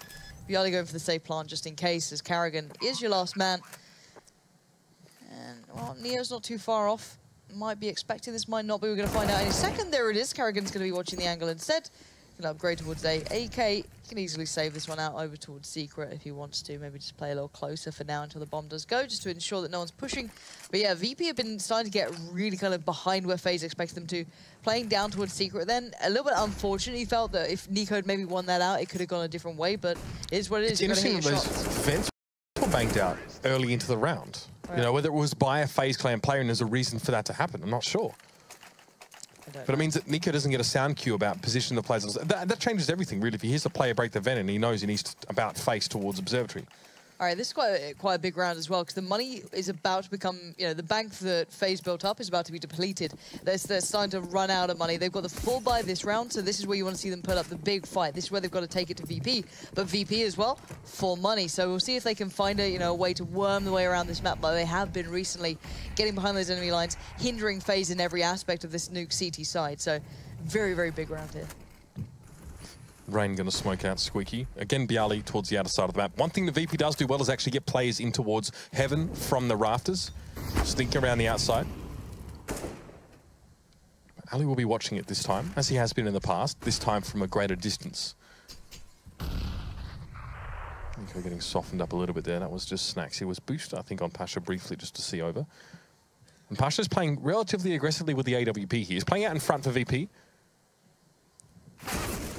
This is not a great start for FaZe in this round. Taz finds Kiyoshima. And Bialy finds Alu more importantly. That was the AWP player. He's supposed to control the movements around the outside of the map for VP, but they've so far had minimal problems getting in. But this is Rain now trying to mess things up. That was his teammate. He didn't know, but Nico still might be able to achieve this on his own. Some interesting movement, and he finds the heart of Taz. Now it's a 1v1. That grenade doesn't find its target. Bialy still needs to do this the old-fashioned way. Now, I'm pretty sure Nico knows where the bomb is, so he's got plenty of time to try and find a really awkward position. He can slow walk all the way around towards main. He can go up the ladder if he wants to. He can do whatever he wants. Bialy has to check every single angle, and that bomb is terrifying to him right now. He doesn't know if Nico's close to it, if he's backed, if he's flanked somewhere. You know, no idea what's going on right now. So Nico is in control of the situation. He's going to be guessing this one out. He's not heard the bomb plant yet. He's not heard steps, so he knows this is a slowly played out piece so far. Sees the gun. Oh my god, he almost whipped the shot. Very un-Nico-like, but he does adjust well in the end and just outplayed Bialy there. Played his nerve almost. And that was the final buy that could have been scraped together if they didn't win this round. So FaZe put it back from the brink of destruction, but there's still money now in VP's bank to come back into this. You'd almost think, actually, that that flank was too slow if he didn't take into account that Bialy isn't going to go straight for the bomb. He really needs to check all of his corners as he makes his way in towards lobby. So many places that Nico could have been. He played around that really well. Nice presence of mind there from Nico to clean that one up. Now Rain playing close. Not so much success except for that one round where he guns down 3. He's going to try and make a repeat. Gets 2. That'll do for now. VP will suffer heavy losses, should I say, trying to get in towards Secret. And now Nico, the next line of defense, doesn't last very long. No, not at all. And now this is becoming a bit of an issue. You've gone from being able to completely control that Secret play to now being hindered by it every now and then. But it seems that FaZe have picked up the slack this time, leaving just Taz alive now. He does have the bomb at least, but Carrigan was watching towards control room, but Taz isn't opting to go that way. This time the vents are up, so a little bit tougher for him to get through without making sound, of course. FaZe unaware as to where he is at the moment, but in pretty decent positions to meet him if he does try to go towards either of the sides. So, nade and 2 flashes. First challenge if he goes ahead, Carrigan. Carrigan presents himself and wins out the fight anyway. So, FaZe so far, even though it did look a little rocky, you can look at the scoreboard now. It's, you know, it's 7-2. They've stabilized. Money's been depleted now for VP as well. Yeah. I guess not entirely reset. They had some money in the previous round to keep them going, but definitely a ping-pong effect for them. Only 2 rounds to their name so far, and you can see that for some players they are just not making a required impact. Bialy, though, that's been a good game from him. But now Alu, again, going to have that AWP. So, I mean, for FaZe, if they want to try and shore up some parts of their CT side, they need to think about outer a lot more, because VP have used it, but Carrigan, well, comes straight through. The MP9 finds its mark. 2 headshots, and Carrigan has got a lot of information, and maybe a couple more scalps to add. Pasha slows him down, but still FaZe knows so much now about VP's setup here. And Alu is here. What are you gonna do? You know, this is brutality. This is FaZe. This is spawn camping. Yeah. That's what this is.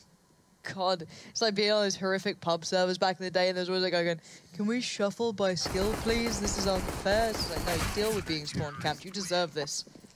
Like that's even a thing. 10 rounds in, Lauren. 10 Feels rounds. Feels good, Mitch. Feels... Yeah, see, this is what I mean. Good. Like, if you look at Alu's scoreline here, so he's doing fine, right? 3 kills, 4 deaths. We've seen teams be able to use that AWP playing around the outside to maybe greater effect here. Now, Virtus.pro, you can see them committing a lot of resources towards Secret. Now, you're not going to pick them off if they're going Secret as an AWP. There's too much smoke there. But if they're going to push closer up towards Warehouse or even across there, that's where you really want to come into play in that position. Or at least stop Bialy from getting into heaven and really dominating the upper side there. That's beautiful from Ali, though. Nice aggressive pick. That's what we saw from Nico that didn't quite work out last time. This time, though, it's been perfected. Yeah, this is ridiculous. This is like watching... Do you want an angry email, Lauren? Hey, it is what it is, right? FaZe are playing so hyper-aggressive. It's unbelievable. It's one thing when you see Nico being that aggressive and pushing towards the hut and peeking down there. It's just strange when seeing Alu doing it, you know what I mean? It's like, how in your face do you want to get? Now, VP can't fight back at the moment, it feels. They just feel a little, you know, a little toothless.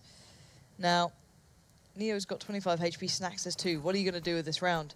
Nico's wall banged down Snacks. God knows where that was, but again, Neo might just suffer a similar fate at this point. The bomb's in his hands. Well, not literally, but, you know, it's in hand, and well, Nico's watching the angle. This is not a fun one to watch. $3K for Virtus.pro as well. That's not conducive to a good buy at all.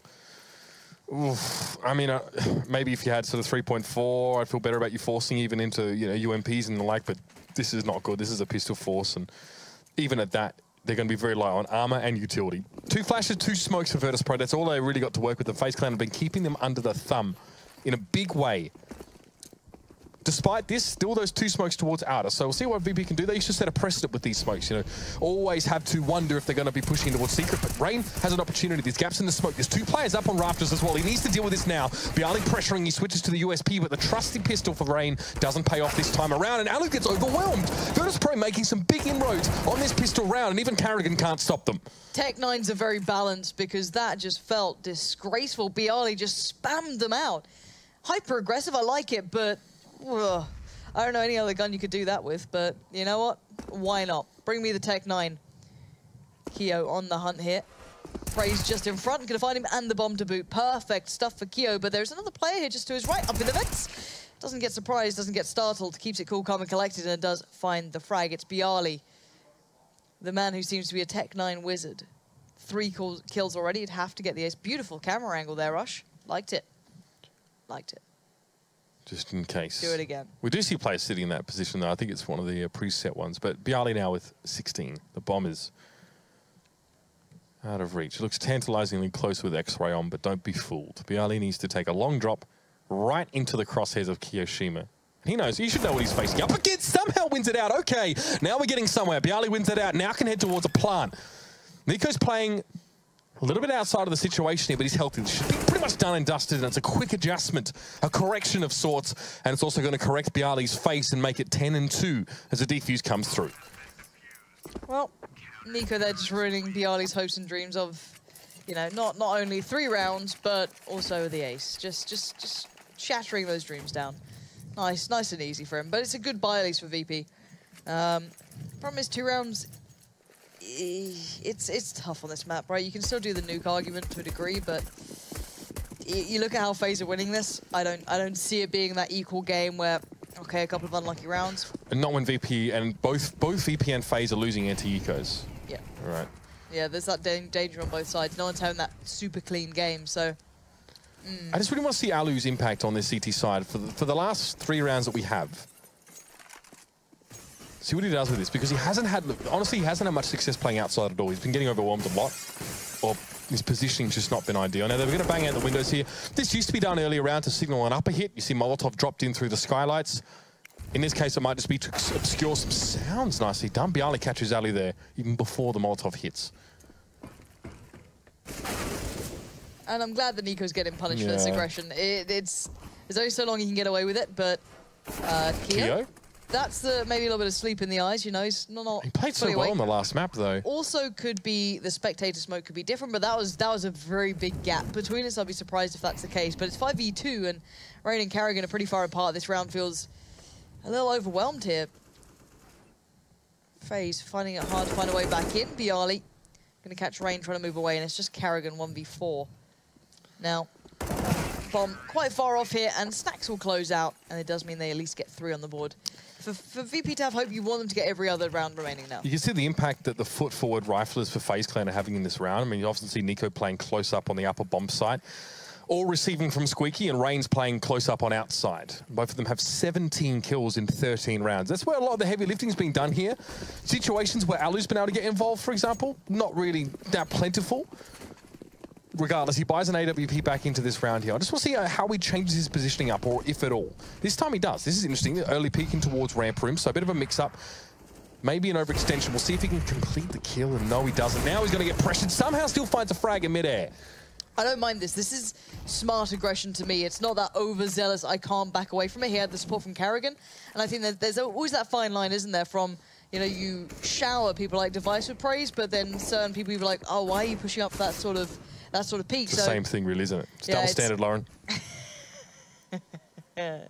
But I did like that. That was, you know, it was well thought out, well placed, and it did allow Alu to be able to back away from it. Now, it's given them the early advantage, but probably merely encouraged VP to hunt even harder. You can see Pasha there looking for a little bit of a possible opportunity towards Outer. I think he did have a glimpse at one, but of course not landing the shot going to be a problem here. Nico now played in. Maybe looks a little too hungry there. Saw a couple of targets, didn't know which one he wanted, but he does tag up 2. Taz low, Pasha low. This one's not over yet. This is really interesting. We're seeing this secret play much later in the round now. It's after 1 minute remaining for Virtus.pro. Where it used to be within the first 25 to 30 seconds that actually set up and make this lower hit. But they're not committed to it. They're actually going to back out of secret into Rain's crosshairs here. Oh, Virtus.pro might have had some real inroads towards the lower side, but now they've got 2 players caught out in the open. Alu is still up, the AWP's in play. He's not in position to receive this, but Rain's doing just as good a job, if not better. And Pasha has 9 points of health. Man, what do you do in this position? Bombs out in front of you. He's on the catwalk. Messed up one too many times there, VP. I mean, look, if you're in VP's position there, Lauren, do you commit with, what, 3 players, taking some damage? Do you commit to low and try and make something happen?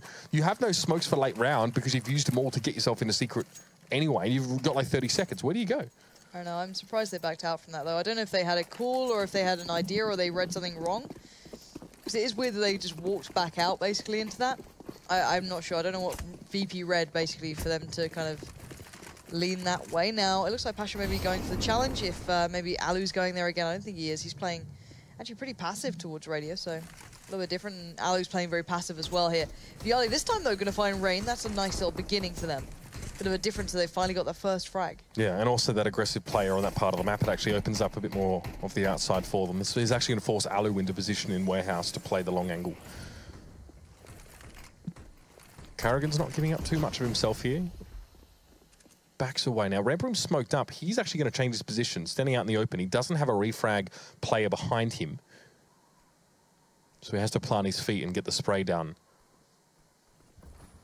But VP also playing this part of that quite passively. It's just Pasha watching the angles, seeing if there's going to be some aggression. Good Molotov, though.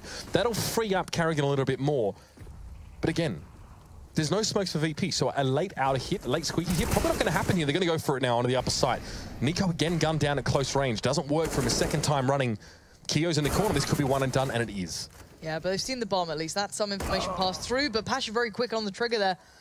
Karrigan not going to have a shot at it, and Alu just gets outdone. Nice work from Pasha in the last round, and you know what? Considering the rounds that VP got, they were pretty hard fought for as well. They weren't gifted to them at all, but you know, it's still 11-4. This is still a very one-sided match. VP need that pistol, as said, highlighted on the desk already today. Gonna have to be a pretty darn strong CT side from the Polish squad, and we'll see if that's even gonna be possible after a short break.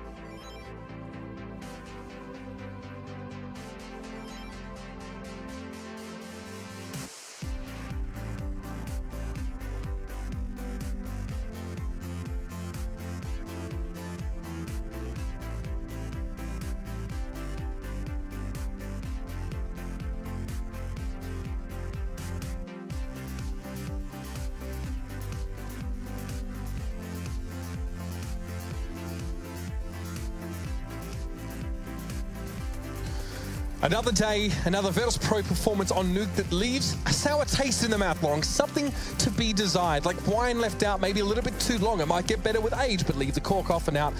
Well, in the Cedar Creek nuclear plant, just doesn't quite have the same taste to it. This has been another rough one for Virtus.pro. It has. And you saw glimmers of hope there. You saw almost aces happening. This is it. byali, 4 kills, and Nico shatters it.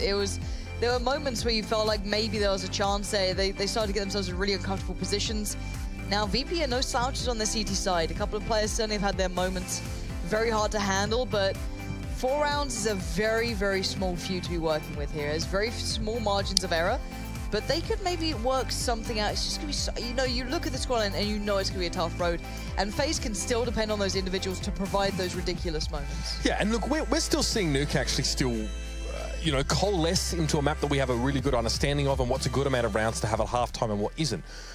A lot of teams, or at least the way the map's changed, has allowed teams to actually play this with quite a lot of diversity now. Back in the day, we'd say 4 rounds on that T side is okay. In the days of yore, we'd say that's acceptable. 11-4 margin is almost what you expect to be running into with Nuke the way it was, but it's changed a lot now. We have a lot of teams that have instinctively picked up a very strong CT sides and T side approaches, sorry. A lot of that has to do with play through the outside of the map and getting access to the lower bomb site quite early, but there are a lot of other options available to T-sided teams who really want to make the impact here. We saw it from Heroic. Virtus.pro were denied a lot, well, all of their rounds pretty much on that CT side. So this is not necessarily an opportunity, a reason for Virtus.pro to draw breath and maybe a sigh of relief. They're going to be under the pump here, especially up against a team like FaZe. It was even talked about on the desk. And even if you catch a player, you know, like Rain or Carrigan out of position, they can still come away with a brace of kills and take you by surprise. All right. Well, it's time to find out how this one goes. It's got to start here for VP, you feel. If you want to look at it in a sensible point of view, that is. There's the nade towards Squeaky. Quick little smoke to follow. Very hard to deny that. Now it's going to keep him guessing. Could go for another play. Quick flash out close. I like that, actually, from Carrigan. It's going to allow the play, but looks a little lost in the smoke himself. But it's gone over to Taz, and that confused me. Thank you, Rush. This observing is giving me a headache. And FaZe are running away from ramp. I think it's great, Rush. Don't let it get to you, mate. Taz up on top of the hut here as well. He's going to have to receive very quickly, but no. It's Neo that stands and delivers instead of the corner, but he's eventually put to bed. 2 players up in heaven for Virtus.pro. They'd love the rest of the team to join them there, but to get there 7 rounds at least, they have the 1-man advantage in that one. Ooh, Snacks has got freedom here. This is problematic. Nico did find byali. Oh my god, it's Nico. Of course, what? It's Nico. How does he find 3 kills from there? That's a vertical correction of like 120 degrees that he needs to make to try and deal with the player up behind him. I mean, he knows he's there. That's all well and good, but that is pretty impressive stuff. Mechanical brilliance from Nico. And so far, byali is the only player on Virtus.pro that is really putting on a solid performance. And it is 17 for 13. The rest of his team are struggling. And Virtus.pro have lost both pistols in this map. That was one of the caveats that the analysts brought up. The Virtus.pro need to abide by to even have a shot in this game. Yeah, this is looking a little bit worse, where FaZe is just going to kick up the pace now as well. Go for that big hit towards upper. Good damage, You've got Pasha, though, doing some work. And yeah, good damage coming from byali. And it's because Pasha's on the flank. Now, Neo's walking up to this blood splattered all over the walls. It's a little grotesque, and that is as well. Qore with the UMP going to find him, and it's going to mean byali now. Dinked back down the ladder. Got to be cautious. And look at this, Qore.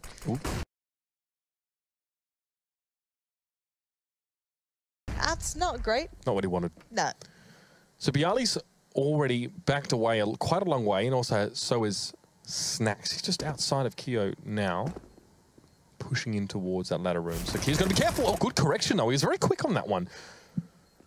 We should do a study of, you know, staying up and getting 2 hours of sleep and seeing how that affects your focus and reaction time. That was quite nice from Qore. Finds byali, who was sat inside ramp room. The bomb's planted as well, so VP, this is pretty well done and dusted. Snacks wants some exits, and he gets 2 of them nicely done. No chance to recover a weapon from that one, though, as he falls to the blast. This is the round I want to see. Oh, it's from Snacks to Pasha that just impresses me. I mean, the sensitivity like Nico's as well. That's like, you know, that's quite a reasonable movement on a mouse pad, and to be so precise when you're actually, you know, using your arm like a boom. It's very impressive for FaZe Clan. They earned that round, there's no doubt about it. Now they come in.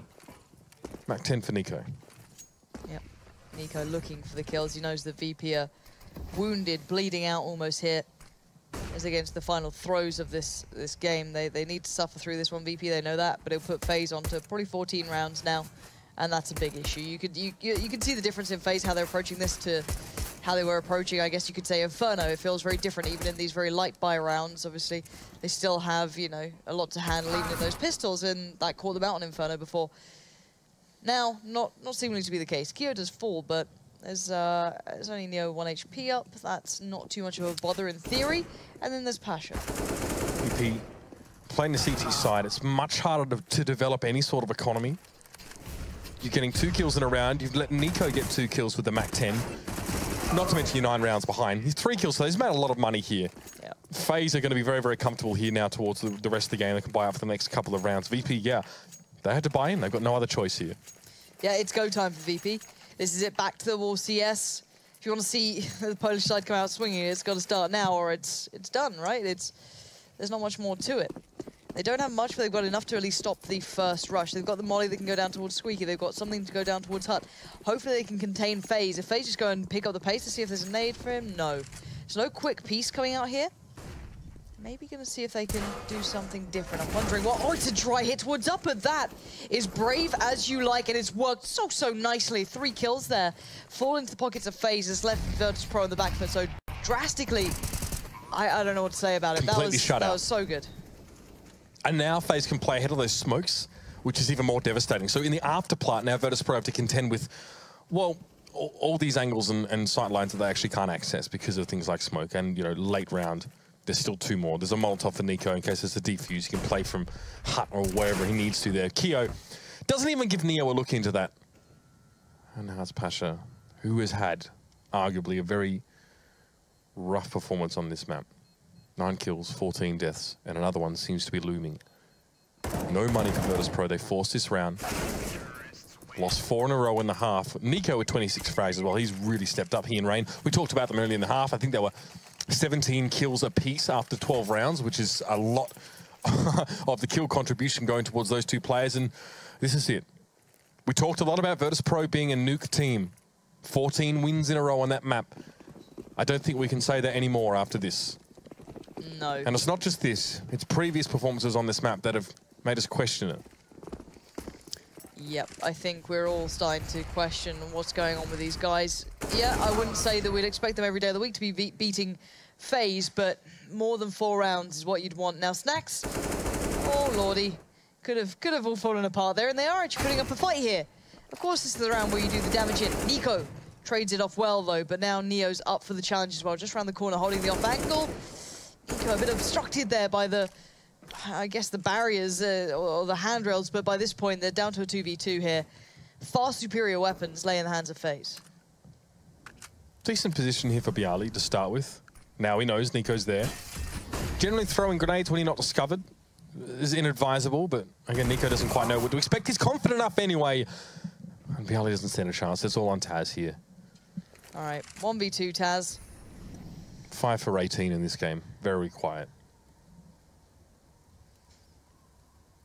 Yeah, tall task on one man's hands as FaZe prepare themselves for victory. They know it's within touching distance here as the bomb goes down. Qore puts that one to rest as now Taz has to go for the challenge. It's a rough day at the office for Virtus.pro. When Taz finally falls, they quickly vacate the server. They've played their fair share of CS for the night, I'm quite sure. FaZe Clan, 4 separate maps against Virtus.pro, 4 separate victories, and that one's in the books. VP slide further down the ladder and face potential automatic relegation, if not forcing themselves to play in a separate tournament to stay alive in the Pro League. It's not a good story for the Poles. What a start to the season they have, but it's all now crumbled away, Lauren. Let's head over to the desk and now have this map looked over. The Pistols, none of those won out for Virtus.pro. I'm sure there's more to say. What can you say about that one? Brilliant, superb, ridiculous. Boys, I mean, FaZe was imperious in this matchup. They were unstoppable. Yeah, you really summarized it nicely there, Jason. I think they're actually looking very good as a whole package. It was Chad. Tried my best. I just had nothing. We just had nothing. Okay. Bit of gold I there. thought that VP were on something, you know, being able to get down secret and stuff, but the way that Nico was able to deal with them by using the utility to delay them, kind of shut them down after that. And they were just in full control. That aggression that they kept mentioning, Lauren and Mitch kept mentioning, you know, it was relentless. They just kept pushing, kept taking fights, making it very uncomfortable. The thing is, you know, they were getting picks off of VP, were finding kills because of the aggression. But when you're so confident going into those kind of battles, it's going to work a lot of the time. But even when Virtus.pro had advantages, right, as many rounds they had, big advantages on the CT side, and then they were just having horrible decisions in terms of clutches. Bomb wasn't down, making challenges. You're thinking of that pistol round, right? I'm thinking of pistol rounds. I'm thinking of clutch situations towards the upper side as well. That round, even the penultimate round there as well. Neo 3-on-2 has a chance to just fall back. Ramp's not a bomb site, can just allow them to have positions, make them plant the bomb. He goes for a challenge by himself. There's no refrag potential there. And there was a story of many incidents like that, I feel. We did say going into this one, it can be just a simple case of who's actually fragging tonight. Virtus.pro have been fragging for a long time, like since Vegas. They've kind of dropped off, right? So this is looking really worrying. This is kind of like I don't want to, you know, give them an excuse or whatever. Obviously, they'd probably prefer to be playing better than this. But this is, we know that Virtus go through these like troughs, right? Like, and this is a good chance that they can come out the other side of this, leading up to the major and potentially like be like back to the form we all know them That'd be a good time to bounce back. That's the good thing, right? They're legends of the major, so they don't have to qualify. They don't have to worry about going through this slump, heading into the major and having to be in this slump qualifying. They're already through. So the question just becomes, are they going to be ready for July? Is this a team that we think can be ready down the stretch? Because they're going to have a lot of time off. I mean, they're not doing Sydney. They're doing Cologne. They're doing so Cologne. That's just so before the major, Cologne's right? the next event they have, yeah. Yeah, so they have a lot of time right now, and I think that's probably a good thing for them. Yeah. They have ECS, I believe, probably in the meantime, the online stuff. But yeah, I think for them, just making sure they're not in that auto relegation spot, obviously. And then if they have to play off against relegation, I think it's either Big or Spirit that they would have to play against if they do find themselves in the second or third last position. That's feeling that's feeling a little bit dicey, though. I don't even think we can confidently say they'd be able to win that one. That's what's worrying. Yeah, absolutely. From what we've seen tonight, this is not a world-beating team. This is not even a top 10 team anymore. This is shocking in terms of the last 10 results we've had from them. Is everything's falling apart everywhere, like dropping 2-0s all over the place. Yeah, not that good. But, I mean, this is, we're talking about results. We'll put today's results in case you just joined for that second match. We also had a B stream going on. The hot match of the week was G2 Astralis. G2 made it look easy, though. Two big first halves of each map, 13-2, and they just run away. Virtus.pro drops both maps to FaZe. Over on the B stream, we had mousesports beating Hellraisers twice, and then we had North beating LDLC twice. So 2-0 all around. Yeah. Sweeps, clean sweeps 4 times over. Yeah. That's really good for North and Mouse, you know, to cement their position within that top 6. Mouse especially. Yeah, and FaZe, they are big wins to get them to climb up in there. Now they're 5th. I don't think they were in the top 6, or maybe they were 6th to them. Oh, Astralis. Yeah, this is now the updated look standings. We have 4 teams on 13 and 9, right? So between Na'Vi, FaZe, it would be heartbreaking for Na'Vi if they didn't make it, because last season we had the same thing, right? They had that amazing run with simple first join, and then they dropped off, and it all I think we've seen that #1 spot shift like twice tonight. I think it was North to start. Yeah, G2 was up there 3 times even. So, I mean, that's the thing. And as well, going into this day, we even said Astralis sitting up top, you know, could probably feel a little bit comfortable to a certain degree. Losing both of those maps already down to 6th in that tie, and you do not want to be in those kind of weird situations. Thankfully, all teams at 13 and 9 are currently in the playoffs. Now we can go over to the NA schedule if you're going to stay awake, as you always should. We're going to have SK taking on NRG. Renegades is going to take on Immortals, and they have Nexa. He is now, and he played last week as well, but if you want to get an eye on the next potential Serbian sensation from that region outside of Yanko, and then I guess Nico is Bosnian, keep your eye out for that matchup. And then Liquid and Cloud9, I mean, that's just going to be a great matchup to have, you know, the 2 big organizations in North America. Selfless and Luminosity going head-to-head as well for the last match on that B stream. They call it the Foundation now, Jason. Not Foundation? Selfless. Okay. Well, I was going by the logos, but yeah, Foundation. Sorry. No, it's all right. These are tomorrow's matches. Heroic taking on Envy, North taking on NIP, Virtus.pro G2, Astralis, and Fnatic. There's some very spicy matches. Virtus.pro doesn't get any easier for them, does it? I'll be tuning into the base stream. I do have to say, I will apologize to production publicly now, because remember, a couple weeks ago we had that meeting where I said this is crazy that we do not have that VP and who was it, NIP as like on the main stream. But I mean, with what we're seeing from VP, maybe it's a good shout. Yeah, maybe just don't even have him. Maybe take him away. Don't say so that's a little bit. So I apologize to production and all the ESL staff, all those hardworking people behind the scenes. Either way, that's all we got tonight. That's it. We'll see you guys tomorrow. Thanks for tuning in. We'll be back to see how the standings shift again tomorrow.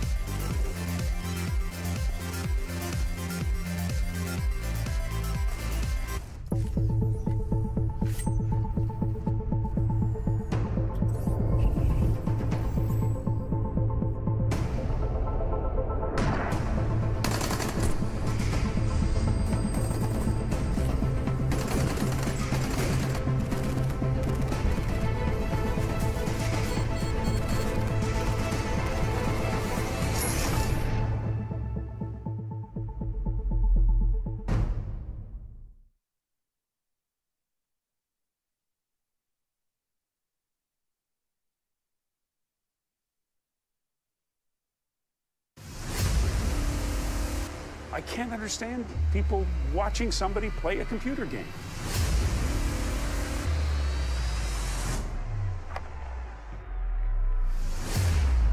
It's still not a sport. It shouldn't be on a sports network. But I don't know if athlete is the right word.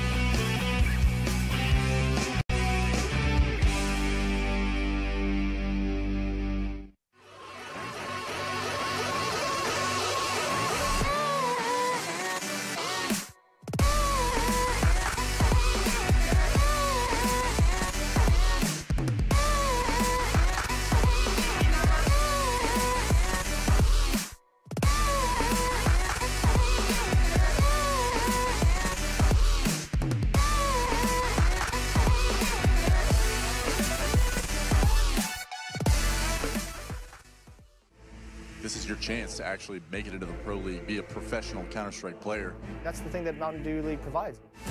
Kinguin, you know what? If anybody has a shot at 2-0, it's Kinguin. Beautiful Counter-Strike. You usually only see that into the professional level of things. We are one of the youngest team in top 20. Many teams can underestimate us and we can surprise them with our tactics, show our Polish power.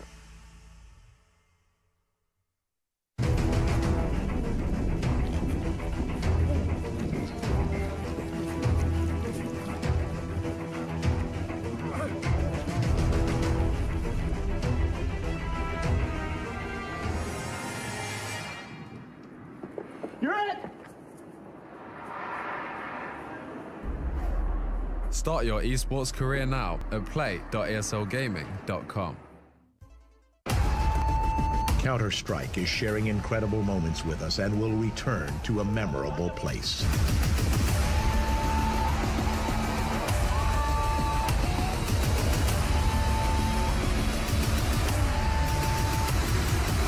Get your tickets now at proleague.com/Dallas.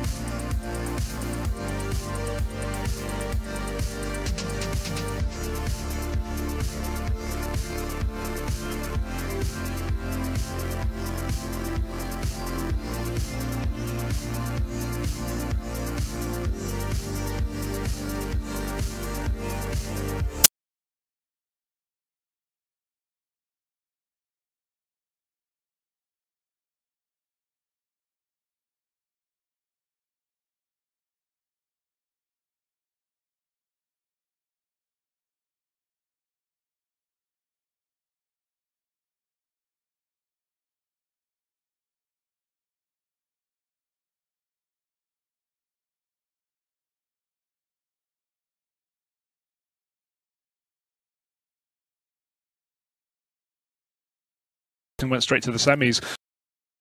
I feel like give them some more time, maybe a slow burn, watch them play some of these lesser teams that they should be able to clean up. But this definitely is not a lesser team, Jackie. It's true, it's not. And also, one of the ways you can kind of invigorate your teams and show your support behind them is if you want to pick up one of their jerseys. If you head over to our ESL store, you can grab the jersey. Obviously, North's down there. It looks very beautiful. One you would want to wear around. I mean, it's quite subtle as well. You can wear that outside. Yeah, definitely. And not be bullied for being a gamer.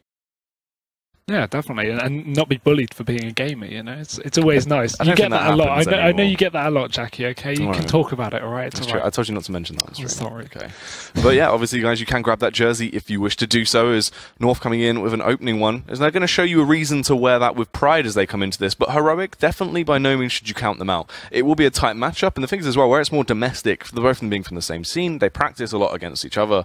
So it'll be interesting to see how that affects the flow of the game. Yeah, definitely. I'm really excited with the map pool as well. We've talked about this a bit. Overpass and Mirage. Again, these teams have very similar map pools. They like Nuke, they like Overpass, and they like Mirage really being their main picks. North, I think the map pool at least is a very more wide, whereas Heroic kind of only had those few maps, but both of them being similar. So we do have those two today. And I feel like with both of them having good recent results on them, both of them being able to put up maps consistently against, you know, top tier opposition, I think this really could go, I mean, potentially some OTs, potentially a split map. It's an interesting one. Yeah, so a lot of potential for this to actually go the whole hog there, work their way through. Obviously, there's two maps coming into it now. You know, as you said, you briefly sort of gave your thoughts in it. But with the map pool sort of playing into hands, that first map, what are sort of your thoughts overall in terms of how that will affect the play of the game?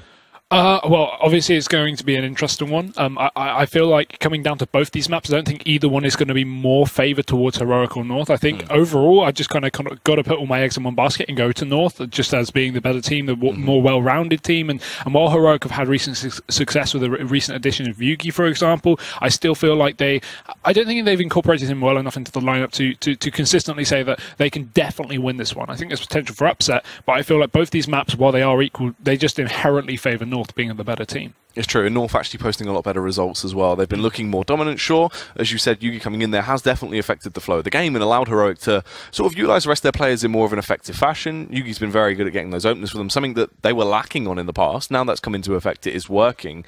But as you said, obviously, things are new. They haven't really been a team too long with Yugi being added into it, so it's taking a while for everything to sort of find its way through, buff out all the kinks, and actually get themselves into a good situation to use him. Yeah, definitely. And I actually think it's quite entertaining to see Yugi in this lineup as well.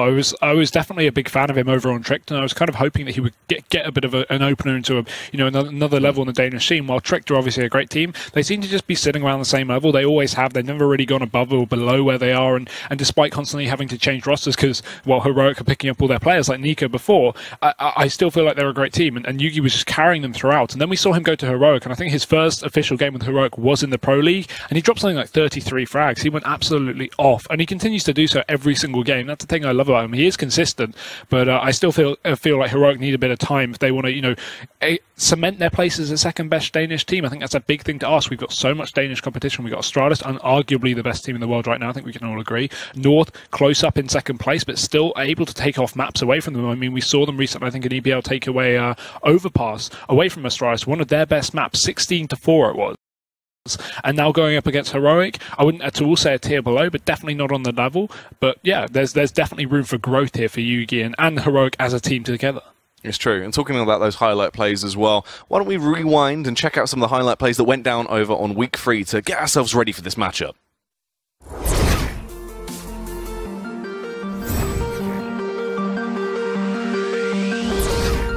Apex is very low, but he's at the back of the pack here as well. Headshot comes in, 3 kills for AZ! Zipix catches him with the UMP. It's Taz inside of the site. Push from both sides. Good headshot on Zonic. As he walks in against clothesline, Taz dances back and forth to find 3. He's going to try to hold against this one. Finds that first one, finds that second one. There's one more to go, and he gets it! And there's one more sitting back on the balcony, too. Give it time to go for the reload. This one's low as well, and there you go. Finesse holds on a miracle box. Has to as well against the pistols. Rain takes them down. That could be an issue. Because the op's gone inside of the site, they're going to push on. Exist can't find openings. The longer he takes to find them, the sooner they get on top of the site. It's down to Rain. How many clutches does he want today? He's got an M4 as well, 35 seconds remaining. Bomb just here, just towards long. Oh god, if that shot hits. My god, he's doing it. He might just do it. Pick to find Rain! That's insanity!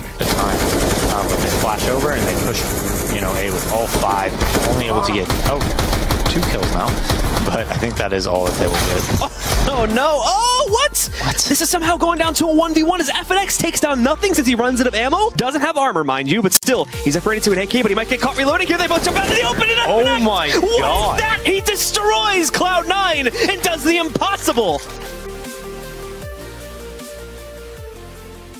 Wow, some awesome stuff there to try and get you guys ready for the action that will be coming up very, very shortly. Now, Hugo, I mean, coming into it, both of these teams have star power, but from what we saw yesterday with North, you kind of got to hedge your bets towards them. Obviously, we saw just how loose they can be in terms of their playstyle, but they're just so good. Yeah, really, really fun to see them actually just completely tear Na'Vi apart in the first map. We saw 16-4 over on Cobble, and that was something that was, I mean, quite unexpected. Yeah. We said that that would be a map pick that would go the favour of North, and we both predicted them to at least pick that up, but I don't think any of us expected it to be that dominant. So seeing that they could actually perform so well against top-tier opposition like that is really, really impressive to see.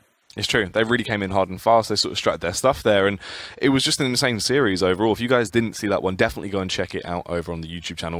It was just insane. I mean, coming into it as well, North, if they can play to that level once again today, you've got to be scared, because obviously Heroic, coming into it, they've had times where they've just looked shaky. They've never really been there to full power. When they perform to the best of their ability, Heroic do look like a very effective team, but it just seems like we have small moments of communication breakdowns that causes to hurt them. I would definitely agree, and I would argue that in that sense they're a bit inconsistent. I mean, we look at them doing well in some leagues, for example, ECS kind of smashing their way through the Dev League, whereas we compare them with other things and we go, oh, well, they weren't even able to qualify for SLI League, which is something we really expected. You know, there was some good competition in there, but they lost to Godsent, who is a team you would now argue is not really of that same level. You'd like to think not, at least, with not having the old, you know, Crims and having Flusher and everyone in the roster. So it's interesting to see their inconsistencies, and I feel like that does rely on the individual performance, because we have these star players over in Heroic. We have Yugi, we have Nico. These are the players or some of them that we expect to see step up and do very, very well. And when they don't, they really have their own issues.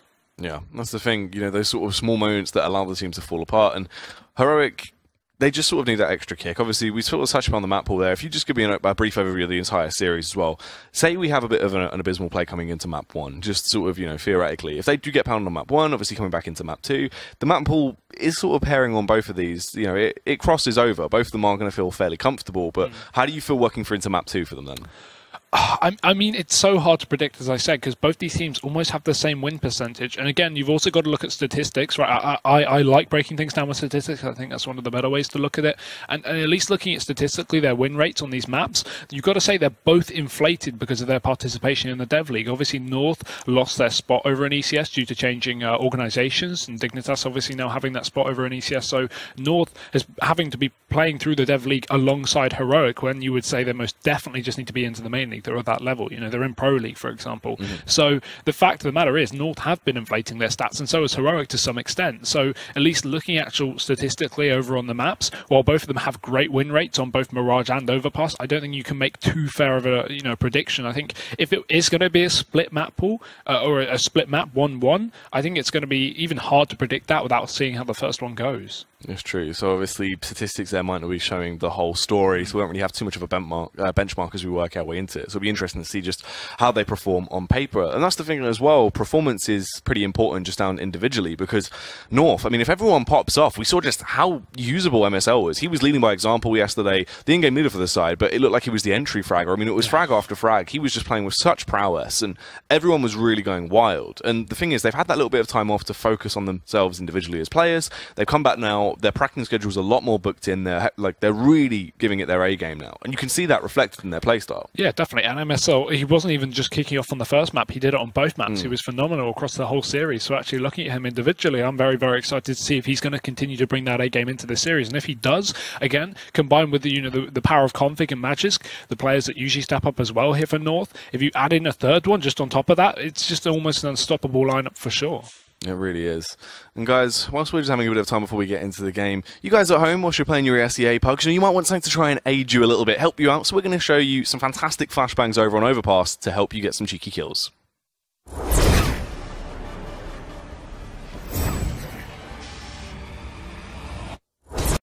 Hey Future Pros, we have a flash for you that should aid in pushing through the monster tunnel on Overpass.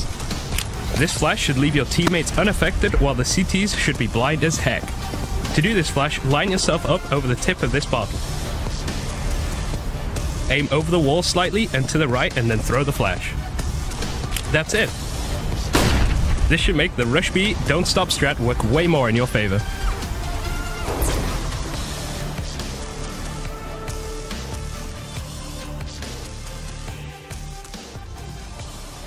There you go, guys. Aiding you when you try and slip your way in towards that B bomb site. Now, Hugo as well, obviously coming into it, as much as it's important to try and get this win on the board, and we've spoke about that, the thing is, getting wins on the board is nothing unless it pushes you up the standings, because you want to try and make your way to those finals over in Dallas. Now, how is this going to affect the stands? This is going to be an impactful game coming through. Definitely, right? So we look at North, they're all the way up over the top, and we look at Heroic kind of having their struggles 9th out of 14th in the placings. And the thing is, while a lot of people look at that and go, oh, Heroic are very low down, you got to take into account it's only taking 1 or 2 maps to separate the teams going from top to bottom at the end of the day. For example, if Heroic, it's a big ask, but if they actually manage to 2-0 this series, that will force them up into 5th place alongside teams like Hellraisers over on 21 points, because they've got 15 right now, and 2 wins will get them up to 21. So that is crazy, considering you can move from 9th to 5th within just one evening of playing 2 single maps. So actually, while the standings are very close, Heroic could actually just be one little bit behind North after just this one series. Yeah, so it really could actually bump them up there and help them out a lot.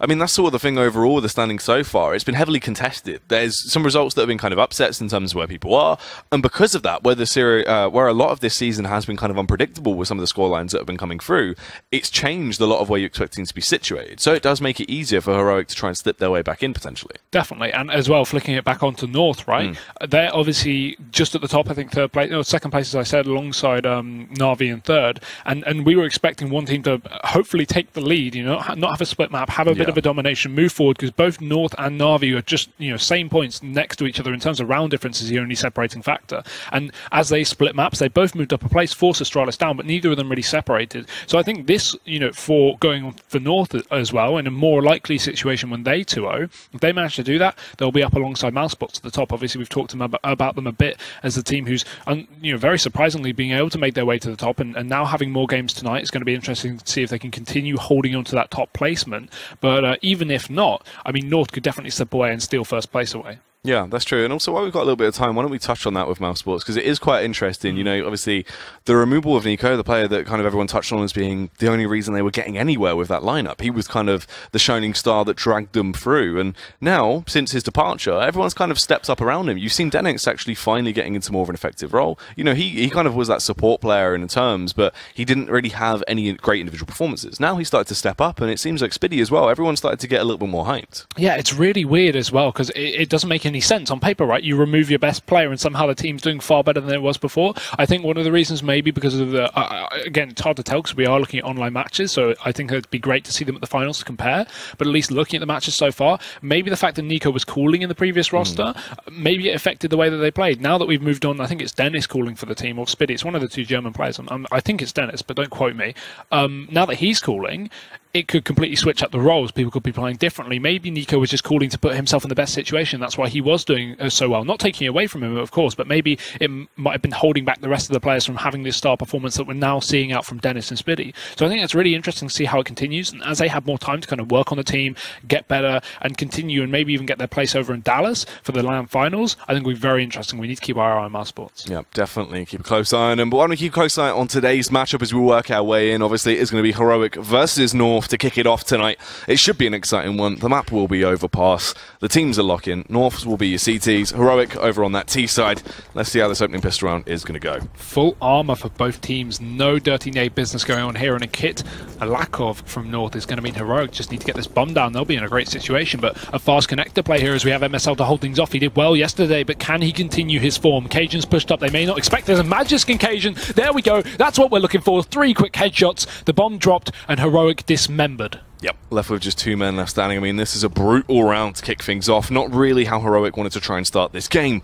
2 players left standing. The peak will come through from AZ, trying to take them down, but Modi actually connecting the headshot. The Swedish superstar trying to get some energy behind him as he will find that opening frag. They slip their way through to the B-bomb site now. But I mean, the thing is, minute and 12 left to play with. Sure, you still had 2 players left. Now only 1 as Modi gets executed, but the bomb is in such an awkward location. This round was essentially as good as done as soon as those first 3 frags went the way of North. Yeah, North just with the perfect read, the perfect setup for that pistol round. They had Cajun pushed up, they had MSL covering the connector, and the thing is, MSL, as soon as he spotted that first player, he was just able to back off because he knew that Cajun was in such a position that if MSL baited these players to chase him down with those Glocks like they did, Cajun could just pick them off from an off angle. They wouldn't expect it to be so pushed up towards Party. So really good setup there for North. Even if that was a fast fountain play over towards A, they would have also had a perfect setup because they had 3 players over towards the site. So yeah, good, clean stuff. Going to keep plenty of players alive. By coming into the second round, and we got a lot of rifles as well. Yep, as they invest very heavily. Smart stuff coming through. Obviously, those 3 rifles. They're going to run the risk a little bit. Those FAMASes, you won't be able to get those nades out, and you do sort of, you know, you come back to bite yourself a little bit, but they just want to try and play this one safe, use the range advantage in their favour. They don't want to run the risk of potentially letting a round slip and going in the favour of Heroic. MSL comes out with the opening frag, though. Will take the fight upon Nico. Beats him down in the playground. He's being a bit of a bully. And no trade as well. He gets tagged up, but they could have chased him down in that position. Unfortunately for them, though, he's going to just slip away. Valdi trying to look for another kill, but the rifles will be thrown over, giving that FAMAS over to Cajun. The rifle in the hands of Magisk. As you can see, North are just going to reposition passive on the site. We have 3 players as well, so if Heroic want to commit towards this side of the map, they are going to be in a real confrontation, but instead, heading back towards B, the area where the Tech 9 rush does work. They don't have a flashbang, so Rush's little, flashbang B-Rush tutorial is not going to come into effect for them just yet, but they will be setting up here for this play. Config spotted a couple of players, but no bomb in sight just yet, so we're not going to see a full rotation by any means. And he is just holding off for the time being, so he waits for Heroic to make their presence known, and there we go. We see Valdi, he pops out. Now the rest of them about to charge on in. Yeah, trying to take that fight. Can Config ward them off, though the peek comes through, but instantly Dink knocked down to 3 HP. Tries to take the fight, but Modi will eliminate him. Easy, though, starts to go crazy as he works his way through. An easy spray down comes into effect. 3k for him. MSL with the final one upon Snappy, and they work their way through. It looked like it might have been awkward, but they were able to close it out. Lots of cash there with the UMP, going to allow them to have a full rifle and armor and nade buy into this round, which is very, very good. Surprising to see it brought up so early, considering Heroic are almost, most definitely going to be full ecoing this one. So I feel like a lot of teams in this situation buy up. But what I would like to see is if you lose a player or two in the previous round, you know the enemies are going to be full eco. Just have one pistol player, have a USP or a P250, because again, if you lose another one of your rifles, that P250 player can actually pick up the gun and not have to reinvest in it. So yeah, it saves you money, but again, it is the risk, because Heroic in theory could force up this round. It isn't going to happen though. It's just Glocks across the board and a swift elimination round just ahead of us in the hands of North. Yeah, you imagine they would have got all 3 of these, and the second round was the only one that would have been a bit of a hard task. Easy stuff though as they hold their crossfires. Magic's going to come in with the opening 3k as well. 2 nice headshots. Cajun with the final backstab, but now is where the real game begins. The investment will come out. The AKs are on display for the side of Heroic as the buy goes through.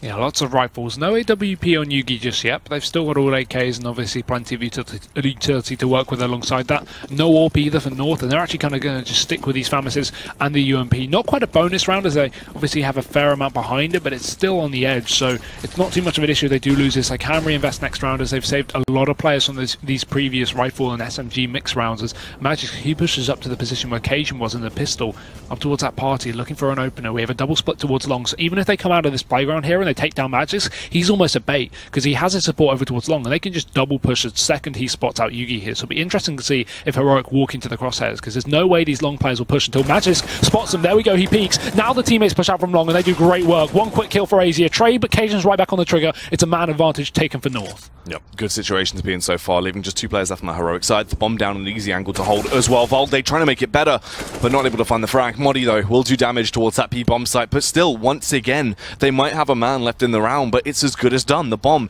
is in such an awkward location. Surely he won't be able to retrieve it. Seems like he will try and take the fight, though, with the peak into MSL's crosshair, just lining him up. A very easy frag, catches him off guard. North shutting down that opening buy round so easily there. I love the setup, an aggressive play to switch things up just to take the first buy away, and that will almost allow them to pick up 5 here, as Heroic are unlikely to force buy into this one. Light pistols and maybe some armor on some of these players at a very max, but I can't imagine too much here. Bit of utility alongside, that will allow them to fast play into a site, but North still looking clean, and the AWP on Cajun's going to be a real peacemaker here as he pushes up towards the A site. No one in position. Heroic instead just setting up for this fast B. It's going to be a Molotov to hold them off just for a few more seconds to push into that short area. AZ just trying to spot for some information. Nades will be thrown out, and not just holding back for the time being, but I think they're fully aware of what Heroic are doing. Yeah, as the peak comes through as well, MSL, the in-game leader, easy picking so far as he will take down Valde. Smart stuff as well, doesn't overextend. The thing is, you tried for a bit of a risky play, easy stuff as soon as you get the opening frag. He doesn't need to overextend at this point. They still have a heavy advantage into this round, so why would you run the risk? Nico, close to connecting that Deagle shot, stacking them up. MSL might not be aware how many players are close by. Smokes go over as well. He is forced to fall back. They're just going to try and overwhelm him as they push through Monster. But it's an easy spray down. Everyone gets killed, leaving just Snappy to try and achieve something. Config needs to stay alive here. Just keep that money good for the CT side. No reason for him to be peeking aggressively at all. And he can just, hold back with the support of his teammates. With 4 over towards the B site and the bomb in their hands, there's no issue right now for the side of North. Snappy unlikely to pick anything up. We know the Tech 9 can be a very dangerous weapon, but it's a tall order. And with plenty of utility left for North to really hold off this final player, there's no real need for them to push. They can just hold on to this. And I like this as well, because so many players would hunt in this position, but knowing Heroic aren't going to be saving a Tech 9 and armor, and even if they did, it wouldn't matter. There's no need to get aggressive. They've got bomb control. 30 seconds remain, meaning Snappy, he's really got to pull the trigger sooner or later, and he will. Magix takes him down, though. 5-0 for North. Flawless. That's great money here for the CT side, and Heroic going back into the buy, but this time we're going to see an AWP on Yugi. Yep, the buyer's coming through. It'll be important to see what he can actually bring to the table there. This